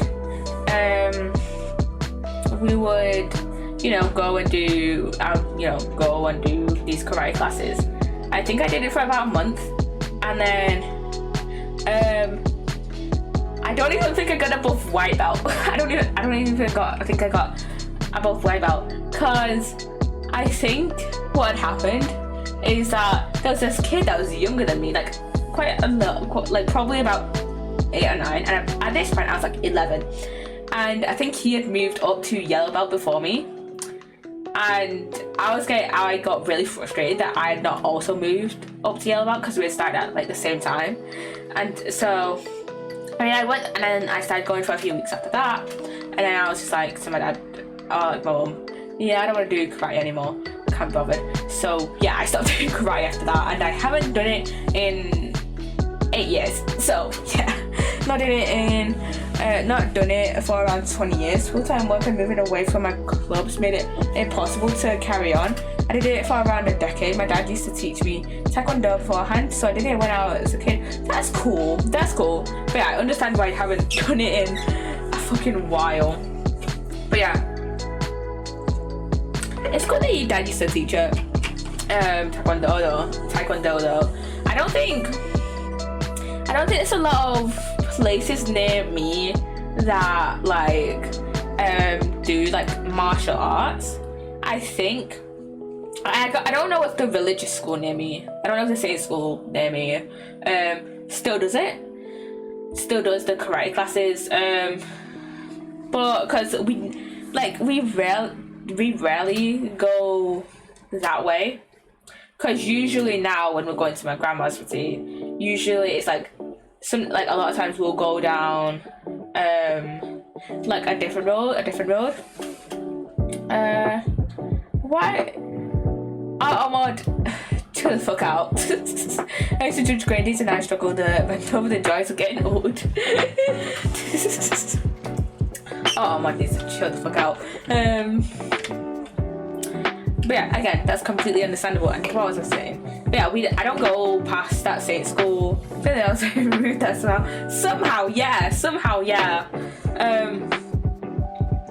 But yeah, we rarely go back past the religious school anymore. Hello, Tuffer. Hello, welcome on in. How you doing? But yeah, we rarely go past the religious school near me anymore. So I don't know if they still have on the karate classes. But I think that is actually a karate place near the Asda near me actually. But I think that's the only place I know of that still has like martial arts going on. So yeah, I was looking if anyone asks. I wasn't on Twitch on my day off. Fair enough, I am. But yeah. What was I gonna say? Hey, enough, Poppy, have a good one. You too, Spanky, you too. But I did. Okay, let's get back into Ace Attorney. But I did see those silhouettes, really. Yeah, sure he did. But how could he, Nick? Maybe he was someplace where they were visible. Wait, don't tell me. He was in the inner sanctum. Mate. Your Majesty. If Mr. Immus really did see those shadows, it brings a brand new fact to light. And that would be the brand new fact that comes to light if Mr. Immus really did see those shadows is he was someplace else. He was in where he claimed to be at the time of the murder. Yeah. Oh, then where do you propose the witness was? Someplace where he could have seen the shadow figures naturally. Wait, you mean he was in the inner sanctum? Now the mountains east of the inner sanctum are close enough for a good view. That leaves only one place you could have clearly seen the shadows from. And where might that be? This is where Mr. Immus was at the time of the murder. The inner sanctum. Mr. Immus was at the inner sanctum, just outside the curtain on the east side. That's the only place from which he could have seen the shadowy figures. Really? Wow, I didn't even think of that. But wasn't the inner sanctum off limits to all but the victim and the accused? And the third party was there, you mean? I had the feeling that as a subject's prosecutor Sadmari would rather not touch right now. Yeah, come on, what are you gonna say, Sadmari? I mean, That's right, this witness was at the scene of the crime, which means he is the mysterious third party we saw during the divination seance. He could be the one who dressed up as Lady Kira and killed the High Priest. What? Yeah, he could be. He bloody well could be. What are you gonna say? What are you gonna say, said Marty? No one but the two participants were allowed anywhere near the inner sanctum. Just because he wasn't allowed doesn't mean he couldn't have found some way up the mountain to the inner sanctum. And the only way up there are the stairs that start down at the Plaza of Devotion. So tell me, how do you propose the witness entered that sacred space? Oh, he must have entered that far ahead. The sanctum has sheer cliffs on 3 sides and a steep, towering rock face on the other. No one could have made it there by climbing the faces of those cliffs. His Majesty speaks truth. To say Mr. Emmis was at such an inaccessible location is but big to tarnish his credibility. Is that not right? Right. I wasn't at the inner sanctum. No sir, no how. At least I'm pretty sure I wasn't. Then what about those silhouettes you claim to have seen? I'm starting to think I've been imagining things. What? This is insane! You're just backpedaling on your testimony? I knew we couldn't trust that lawyer. He's trying to frame the witness. That witness is being a bitch! Your Honor, that witness is clearly being a bitch. I'm sorry. I'm sorry. Okay. Peace, I say. This is impossible. Unless I can show how we got to the inner sanctum. It just looks like I'm trying to slander Mr. Emmis. I believe you, Nick. Rara, sis, boom, fight, Phoenix, right? Just look at the accused. Has she no shame? What's your problem, lady? Phoenix, right, is very trustworthy. It's very trustworthy, I'll have you know. She's got some nerve for a criminal. I bet that lawyer poisoned her mind. Please, Maya, you're only making it worse. I appreciate the vote of confidence, but it's probably best to keep it to yourself for now. I would advise the defense to think carefully before making any more sudden outbursts. Yes, Your Majesty. If I wasn't the bad guy before, I definitely am now. Now, Mr. Emmis, I would like you to think back carefully before you testify next about where you were that night.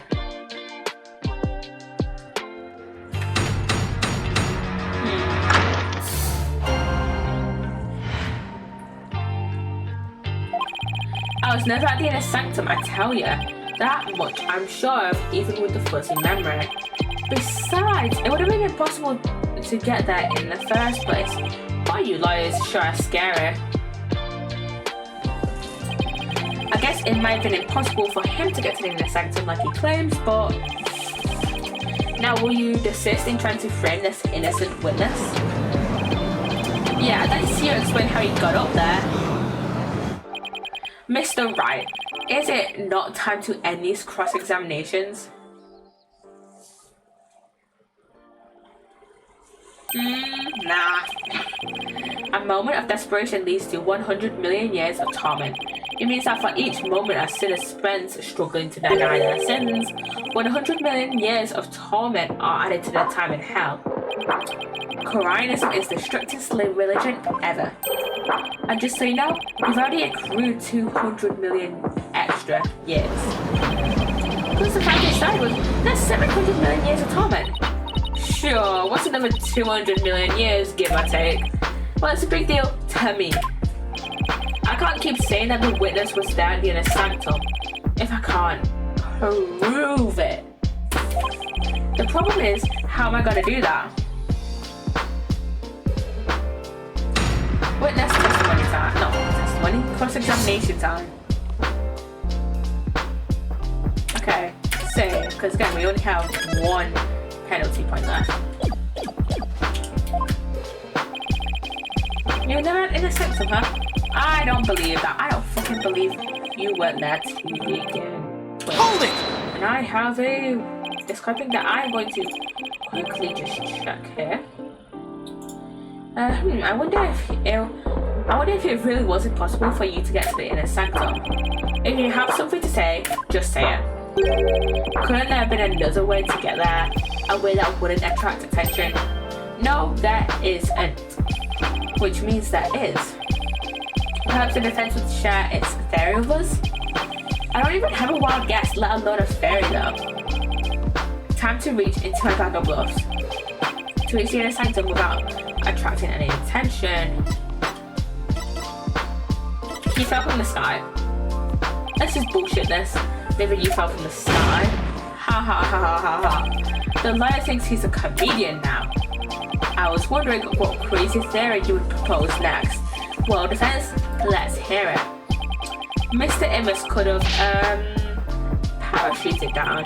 We already know the weather was clear and there was no wind to speak of. Perfect weather for skydiving, I'd say. Now that you have been backed into a corner, your delusions grow ever more delusional. The inner sanctum is on a tiny ledge upon a sheer cliff over 2,000 meters tall. One misstep and a skydiver would soon find themselves in the twilight realm. Yeah, I don't care how still the wind was, even I couldn't have made that jump. Wait, what's this building on top of the sacred mountain? That's a prison. That is Royal Penitentiary number 4. Alright, Princess Raven mentioned that there's a prison up there. How'd you get your prisoners up there anyway? By helicopter, but only with authorization from the Minister of Justice. He is the only one who can approve flights that pass over the inner sanctum. Okay. My also added defense. Had no parachute or any other equipment necessary for skydiving have been found. I said I flew down there by flapping my arms. I may be an incredible dude, but even I'm not capable of that. Well, please add that statement to your testimony, Mr. Immus. It's not like I can fly through the air either. Wait a minute. Objection! Mr. Immus is right. He couldn't have skydived down there without any gear. Well, now, finally come around, have you? Now you see that I couldn't have possibly been there at the inner sanctum. Right, if you didn't have any gear, that is. What on earth are you talking about? That overreaction is a dead giveaway that I'm on the right track. Take a good look at this piece of evidence. Those are prayer flags, are they not? Yeah, but they've been sewn together to create one big banner. A banner that could also function like a parachute. Pokunka, the people of Korean, are so used to seeing prayer flags that the police didn't even think twice about these flags during their investigation. No, this cannot be. The witness landed at the inner sanctum by using these prayer flags as a parachute. Is that not right, Mr. Immus? There's no way out. I'm surrounded. Mr. Immus? All this talk shocked my memory. I guess I was there at the inner sanctum after all. This bitch.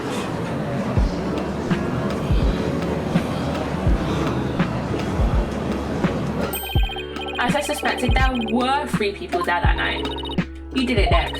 You weren't wrong after all. Thanks. Mr. Immus, you were the one disguised as Lady Kira that night, weren't you?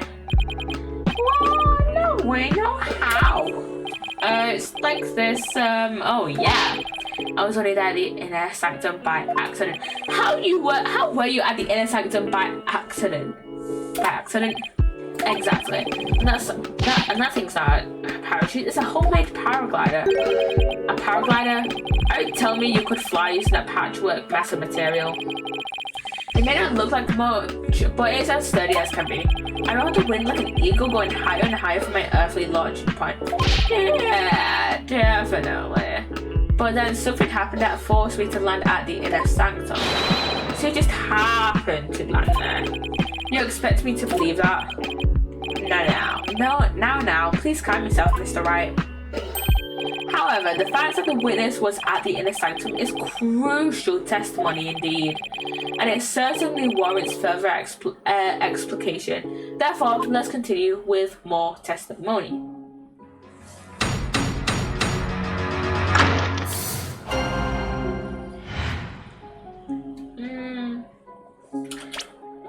No, let's do that at the cross-examination. That evening, I was enjoying a trek through the night sky with my homemade paraglider, but just as Mount Pony was drawing near, something terrible happened.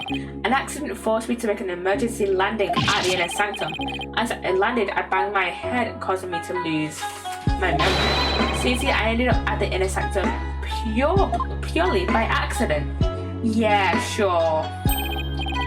Mr. Amos, you failed to mention any of this during your pre-trial questioning. Can't be helped. I'm just remembering it now.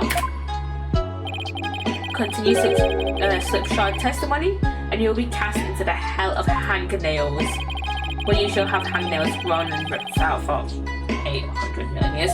That sounds like fucking shite. I think I'll pass on that.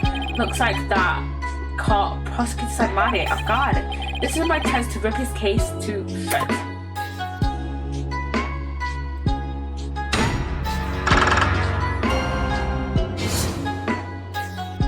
Okay, time to save again.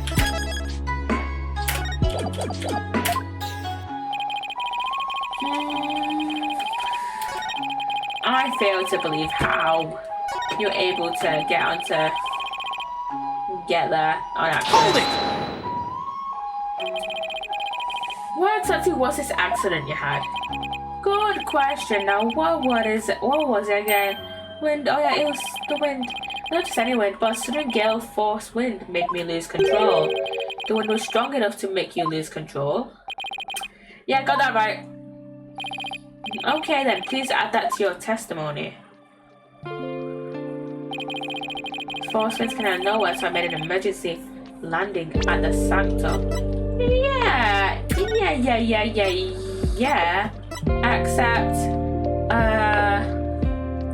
Except maybe calm, clear skies. Objection! No wind. We have a saying in my country, Miss Amos, from one lie sprouts another. What's that supposed to mean? It means someone caught lying would lie again in an attempt to conceal their first lie. In other words, this current testimony is just a blatant lie you're telling to cover your tracks. Okay, this testimony is dog shit. What did you just say? You claimed gale force winds caused you to lose control.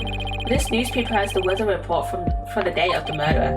It says the area around the inner sanctum will enjoy calm, clear skies today. Polkunka. I do believe it does say that. From one lie sprouts another. That makes sense, but is it really a saying back home? I've never heard of it. Yeah, I kind of made that one up. For real. Your magistrate, the witness's testimony contains another flaw. One that's even more fatal to his cause. More fatal, you say? Your defense will explain himself at once. Mr. Amos claims he was flying up around the inner sanctum with his paraglider, but it would have been impossible to get all the way up there without any wind. Well, yeah, I believe you're right, but we know the witness was at the inner sanctum, so Mr. Amos, how did you get there and from where?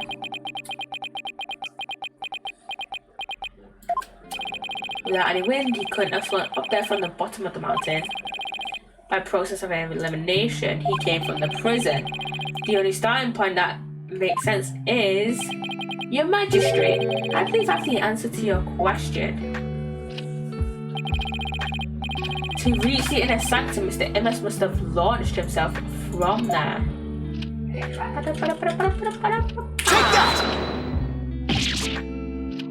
Are you insane? That's where he came from? If he could have come from below, the only other option is from above. So you see, Anonymous came down from Royal Penitentiary number 4. From there, he could have easily reached the inner sanctum by parachute, and that means he might have also killed the High Priest. What? Mr. Innes, were you the third party at the inner sanctum and the one behind the warning to halt the riot that the victim received? Was it you we saw in his final memory? Are you the rebel hunter, Lady Kara?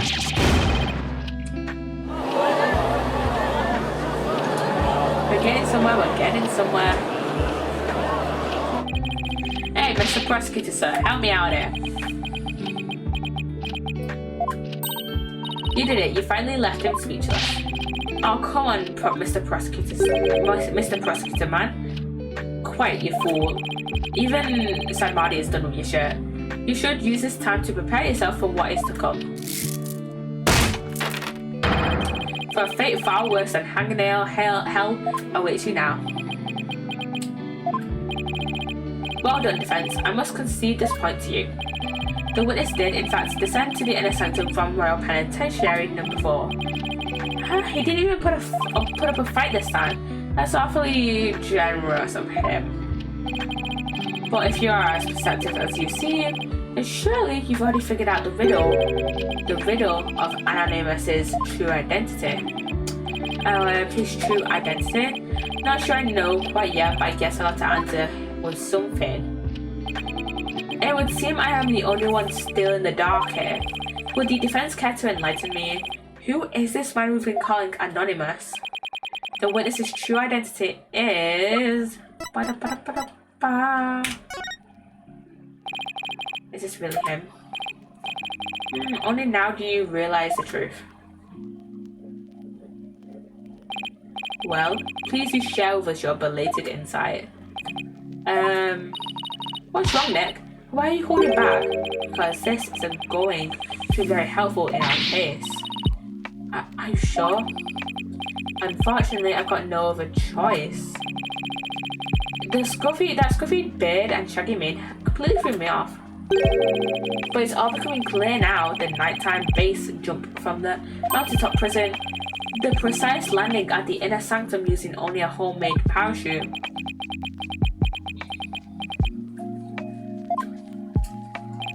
Only a paratrooper, or more precisely, a former paratrooper, could have pulled that off.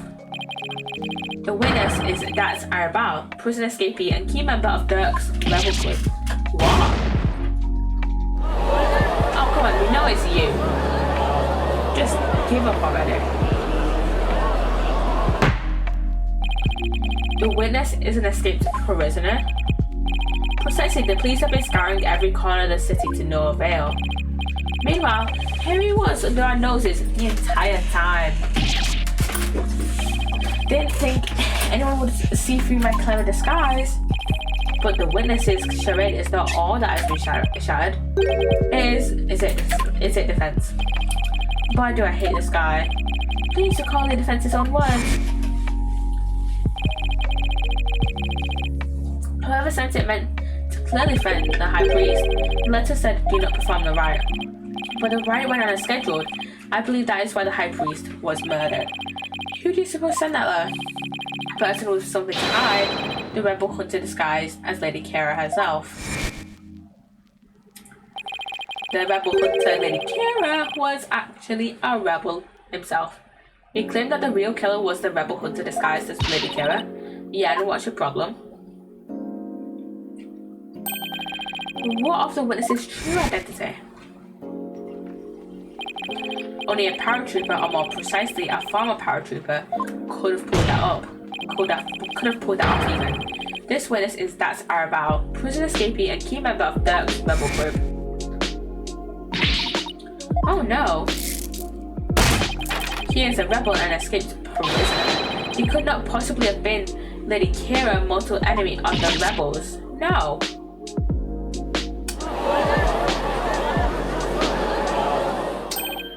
Now, perhaps the witness will enlighten us to the truth. After all, he has yet to refute any of this.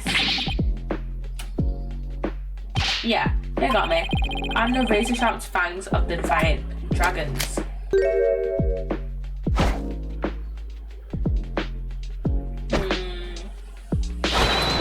That's Arabal.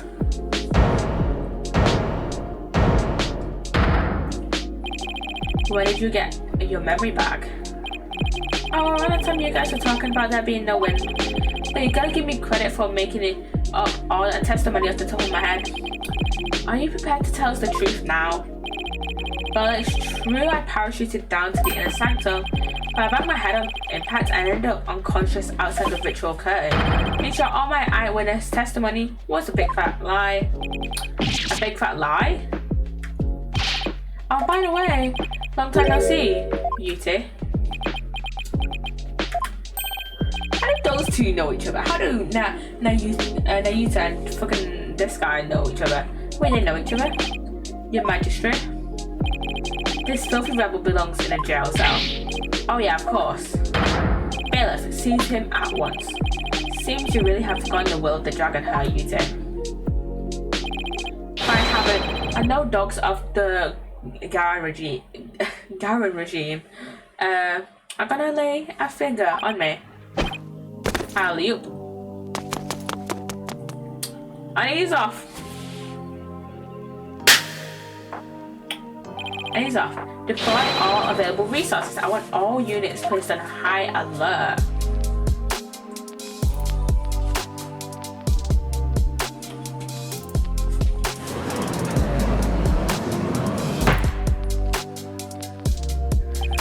The escaped prisoner escaped again. The police force has been placed on high alert. He will be caught before long. An escaped prisoner who's escaped the law again after giving a ton of false testimony. Talk about a troublemaker. He really pulled a number on all of us. What was the point of all that anyway? Well, I can't help but feel the entire episode was an enormous waste of time. Your magistrate? Perhaps it was not as great of a waste. I just bit my fucking tongue, oh my god. I believe. What makes you say that, Prosecutor Sanmari? That's Arabal dropped something as he made his escape from these halls. Is that the other part of the letter? That scrap of paper looks awfully familiar. These appear to be Dirk's orders from Dirk. From Dirk, that rebel leader? Oh, but we only have a small corner of it. Wait, I remember now. Your magistrate, I've seen that scrap of paper before. You have? The scrap of paper that's Arabelle dropped is part of this. Take that! And this is... I found it at the scene of the crime. It appears to be a copy of the order that Mr. Arabelle dropped. If we put the two together, we should be able to read what the order says. Now we can't read Chinese, but these guys can. Oh man, what does it say, Mr. Wright? We have no idea. I can't read Chinese. Prosecutor Sanmari, if you please. The ignorant lawyer has not bothered to learn our language. Very well then. Yeah, I mean, okay, that's a fair point. He's gone to a country for 2 weeks and hasn't bothered to pick up any basic Chinese. I do not understand. Well, what does it say? Using the lamplights as a landmark, he was to parachute down into the inner sanctum. Upon the right's completion, he was to don Lady Kira's robes and make his escape. What? That is how he was to escape from the prison? So if I was to assume that Mr. Arabelle was the one who killed the High Priest, then maybe it was because Abbot Inmi tried to thwart his escape plan. Oh, foul lawyer. I'm afraid that is simply ludicrous. Huh, but I didn't say anything. Did you just read my mind? I know how your putrid mind works. Unfortunately for you, however, now that the rebels' escape plan has been revealed, it is clear that Dax Arabelle is not the High Priest's killer. I did 5 minutes, by the way. How can you be so sure?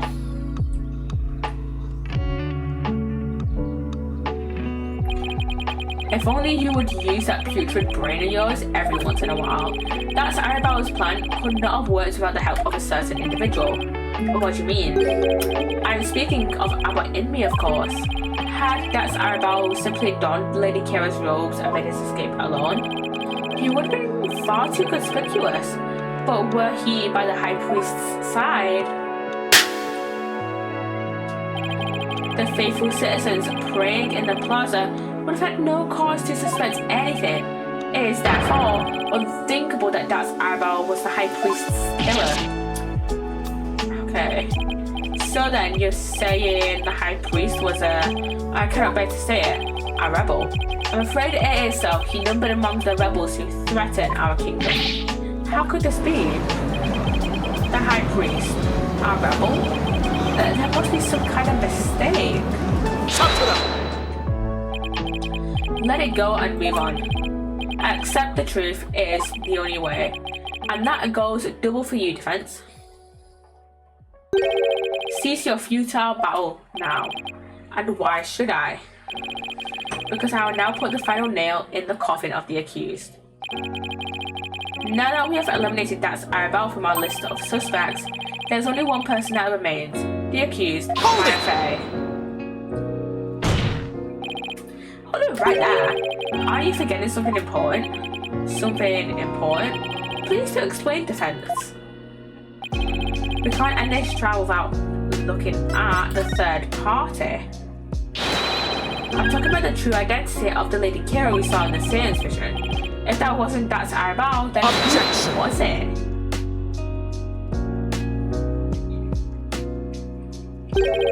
That matter's already been resolved. It has? What's he talking about? It is as I have maintained from the start. There was no third party in the Objection! Yeah, and there was no Warren Barsing there either. But there was another Lady Kira there besides my Faye. We saw her.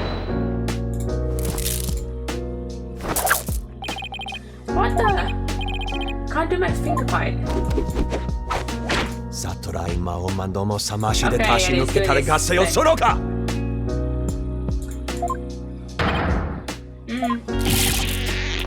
What's he doing with that fucking rosary, man? It is time to let it go and move on. Your fate has already been sealed, much like your arm. This hardly seems fair. It is quite simple once you consider where the victim and the accused were at the time. If the victim was near the spring with his back to the accused, what would he see ahead? Besides the water itself, there is nothing but the warband statue. Precisely. The Lady Kira we saw in the sense is the warband statue, dripped in her sacred robes. No way! The accused wanted the false Lady Kira to appear in the Satan's vision. Before she came from behind and stabbed the victim with the dagger in a reverse grip. But why would the accused want to do something like create a false Lady Kira? To show it to the victim as he was being slain. And what reason would the accused have to fool the victim she was about to kill? It was not the victim she was trying to fool. It was this very core itself. Come again? Suspicion would not fall on the accused if it looked as if another Lady Kira was there. And then the defense was foolish enough to fall for it and claim it was a third party in disguise. Are you saying?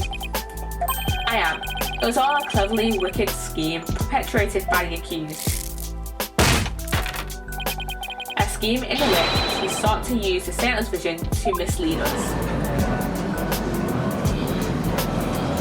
Yeah, I doubt that. Yeah, I heavily doubt that. This can't be happening. What face you are making, Defense. I'm surprised you are taking this so hard. After all, did I not clearly state a while back that you were chasing after not by a deluded fantasy? Something has occurred to me, you see. And your allegations of a third party are but a deluded fantasy. You tell me he knew this is how it would turn out all the way back then, and that he was just waiting for the most effective moment to spring it on me? Do you understand now? I've had you dancing in the palm of my hand this entire time. I understand soon, by the way. It can't be. This is an outrage. You took our royal priestess's sacred divination seance and used it to commit this most foul and despicable murder? No, I did nothing of the sort. Maya, Nick, it's not true. I didn't. Objection! Cease this ugly display. Your fate is sealed now that the facts have been exposed. Your Majesty, the time has come to convince this criminal who only seeks to tame the sacred hall. Indeed, it seems this trial is over. Hold it! Please no. Please no, please no.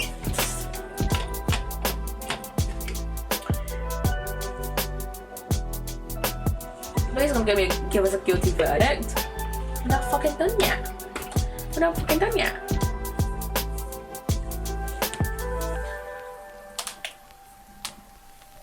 You're stretch, oh my god. Bloody fucking hell though. Bloody fucking hell.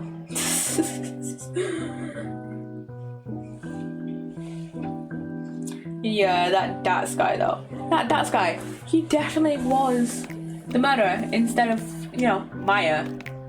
So, yeah. He definitely was. There's no question about it. Unless I'm like dead wrong and it's actually just someone else that was there, you know. And not. I mean, obviously it wasn't Maya. It obviously wasn't Maya, but still. And the ad break is, and the ad is ending. Welcome back everyone. Does the defense wish to offer up yet another counter argument or something? The accused is, it's not the killer. And here's why. Now what do I do? I've got nothing. It appears that the defense has run out of arguments to make. It's not for sure that the rebel was the killer. The only person with a possible motive, the one dressed as Lady Kira, has vanished. And I've got nothing to use against Prosecutor Sadmari's arguments. Damn it. I can't lose now, not like this. Very well then, I shall now render my verdict. Wait. Please, wait, I'm begging you. It is time to let it go and move on. But when our fucking life is on the line, mate, this trial need not be drawn out any longer. The defense has failed to counter the charge found by the prosecution. In accordance with the law, I invoke the Defense Culpability Act against the defense. Now then, this court finds the accused, Maya Fey, and the defense, Phoenix Wright, guilty.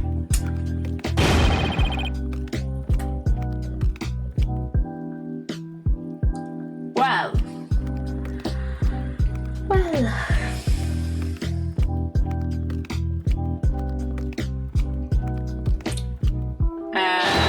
Your Majesty, please forgive the interruption, but okay, that's one of the bailiffs. Which is this the first time one of the bailiffs has been on the stands? I think it is. I think it is like the first time one of the fucking bailiffs has been on the stands. What is the meaning of this? A body has been found in the Plaza of Devotion, Your Majesty. What's this? A body? What happened now? And we found this sticking out of the victim. Why that's Lady Kira's warband dagger. Lady Kira, she has returned from the Twilight Realm once more. She has come to defeat the rebels. Peace. Well, it would seem the dagger that was once lost has now been found. I have one more thing to report, Prosecutor Sadmari. Yeah? This dagger. It bears the fingerprints of Maya Fey on it. Well, fuck. What? But why would Maya's prints be on it? Yeah, Maya's been here all the time. So I cannot believe it yet. It must be true. Is something the matter, Prosecutor Sadmari? This trial has run its course and the accused's guilt has been firmly established. However, it would seem the defense was right about one thing. I was? You claim that the murder at the Inner Sanctum had been carried out by the rebel hunter masquerading as Lady Kira. I didn't say something to the effect, but what of it? Prosecutor Sadmari, are you suggesting what I think you are? I believe the true identity of the rebel hunter who has been masquerading as Lady Kira is none other than the accused, Miss Maya Fey. What? Me? What? What?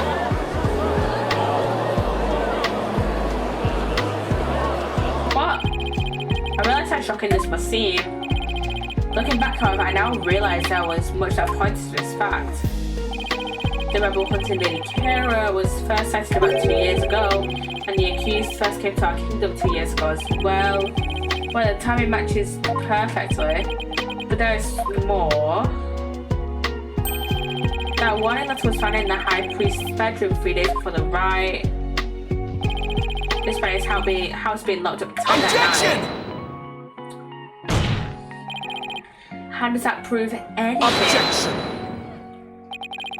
It is difficult to believe an intruder could have found a way to enter such a secure house. However, the accused was known to come and go freely there, mainly to prepare for the purification riot. But what about the murder that literally just happened? Well, with Maya, who was literally right here in the courtroom during the murder. I don't understand that. Abbot Imi was an important figure with tons of duties, including training acolytes. He was really kind even to a foreigner like me. He even invited me over to his house whenever I was between training sessions.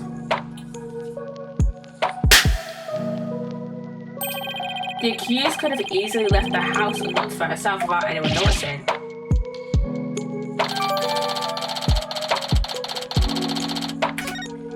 Okay.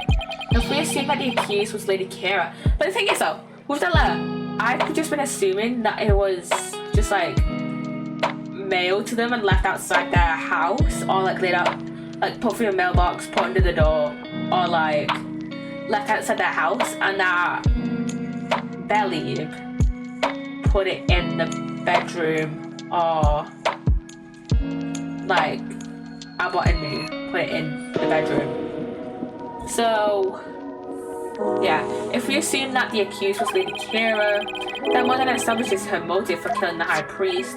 Yeah, the victim was secretly an insurgent bent on helping Dax Arabal escape after all. Precisely, that made him a target of Lady Kira's wrath. Is this gonna be like another Phantom moment where we'll just never learn what Lady Kira's actual identity is, and it's just Lady Kira? And after killing the High Priest, she then unleashed her divine justice on another rebel. So it seems the scope of this case has expanded. We now have 2 murders perpetrated by Miss Mayfair masquerading as Lady Kira.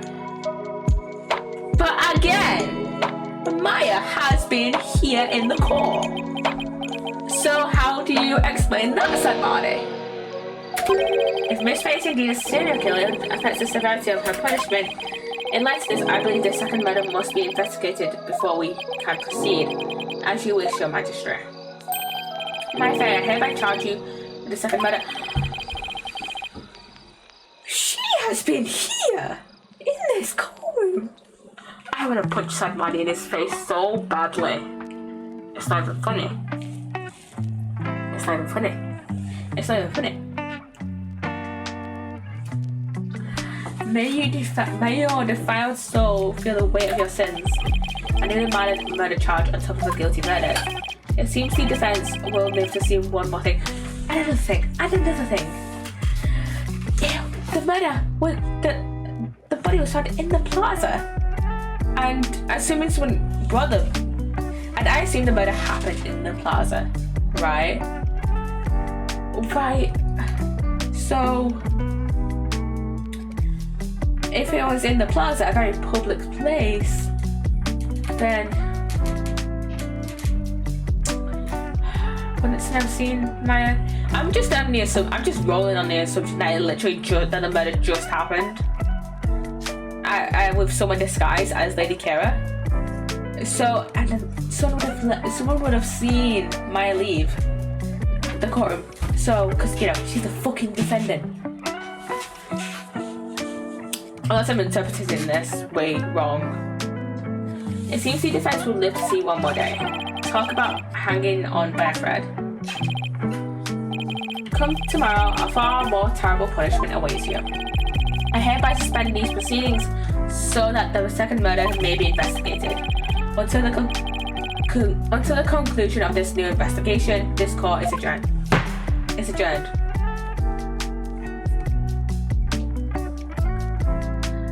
Oh my god, to be continued. And that's where we're going to leave it there. We have, I'm gonna do the investigation and the last trial probably on Friday. And yeah, I mean, I do have to get early. I do have to be up early on Saturday because I work early. I work at I'm literally opening on. I'm literally opening on Saturday. So yeah.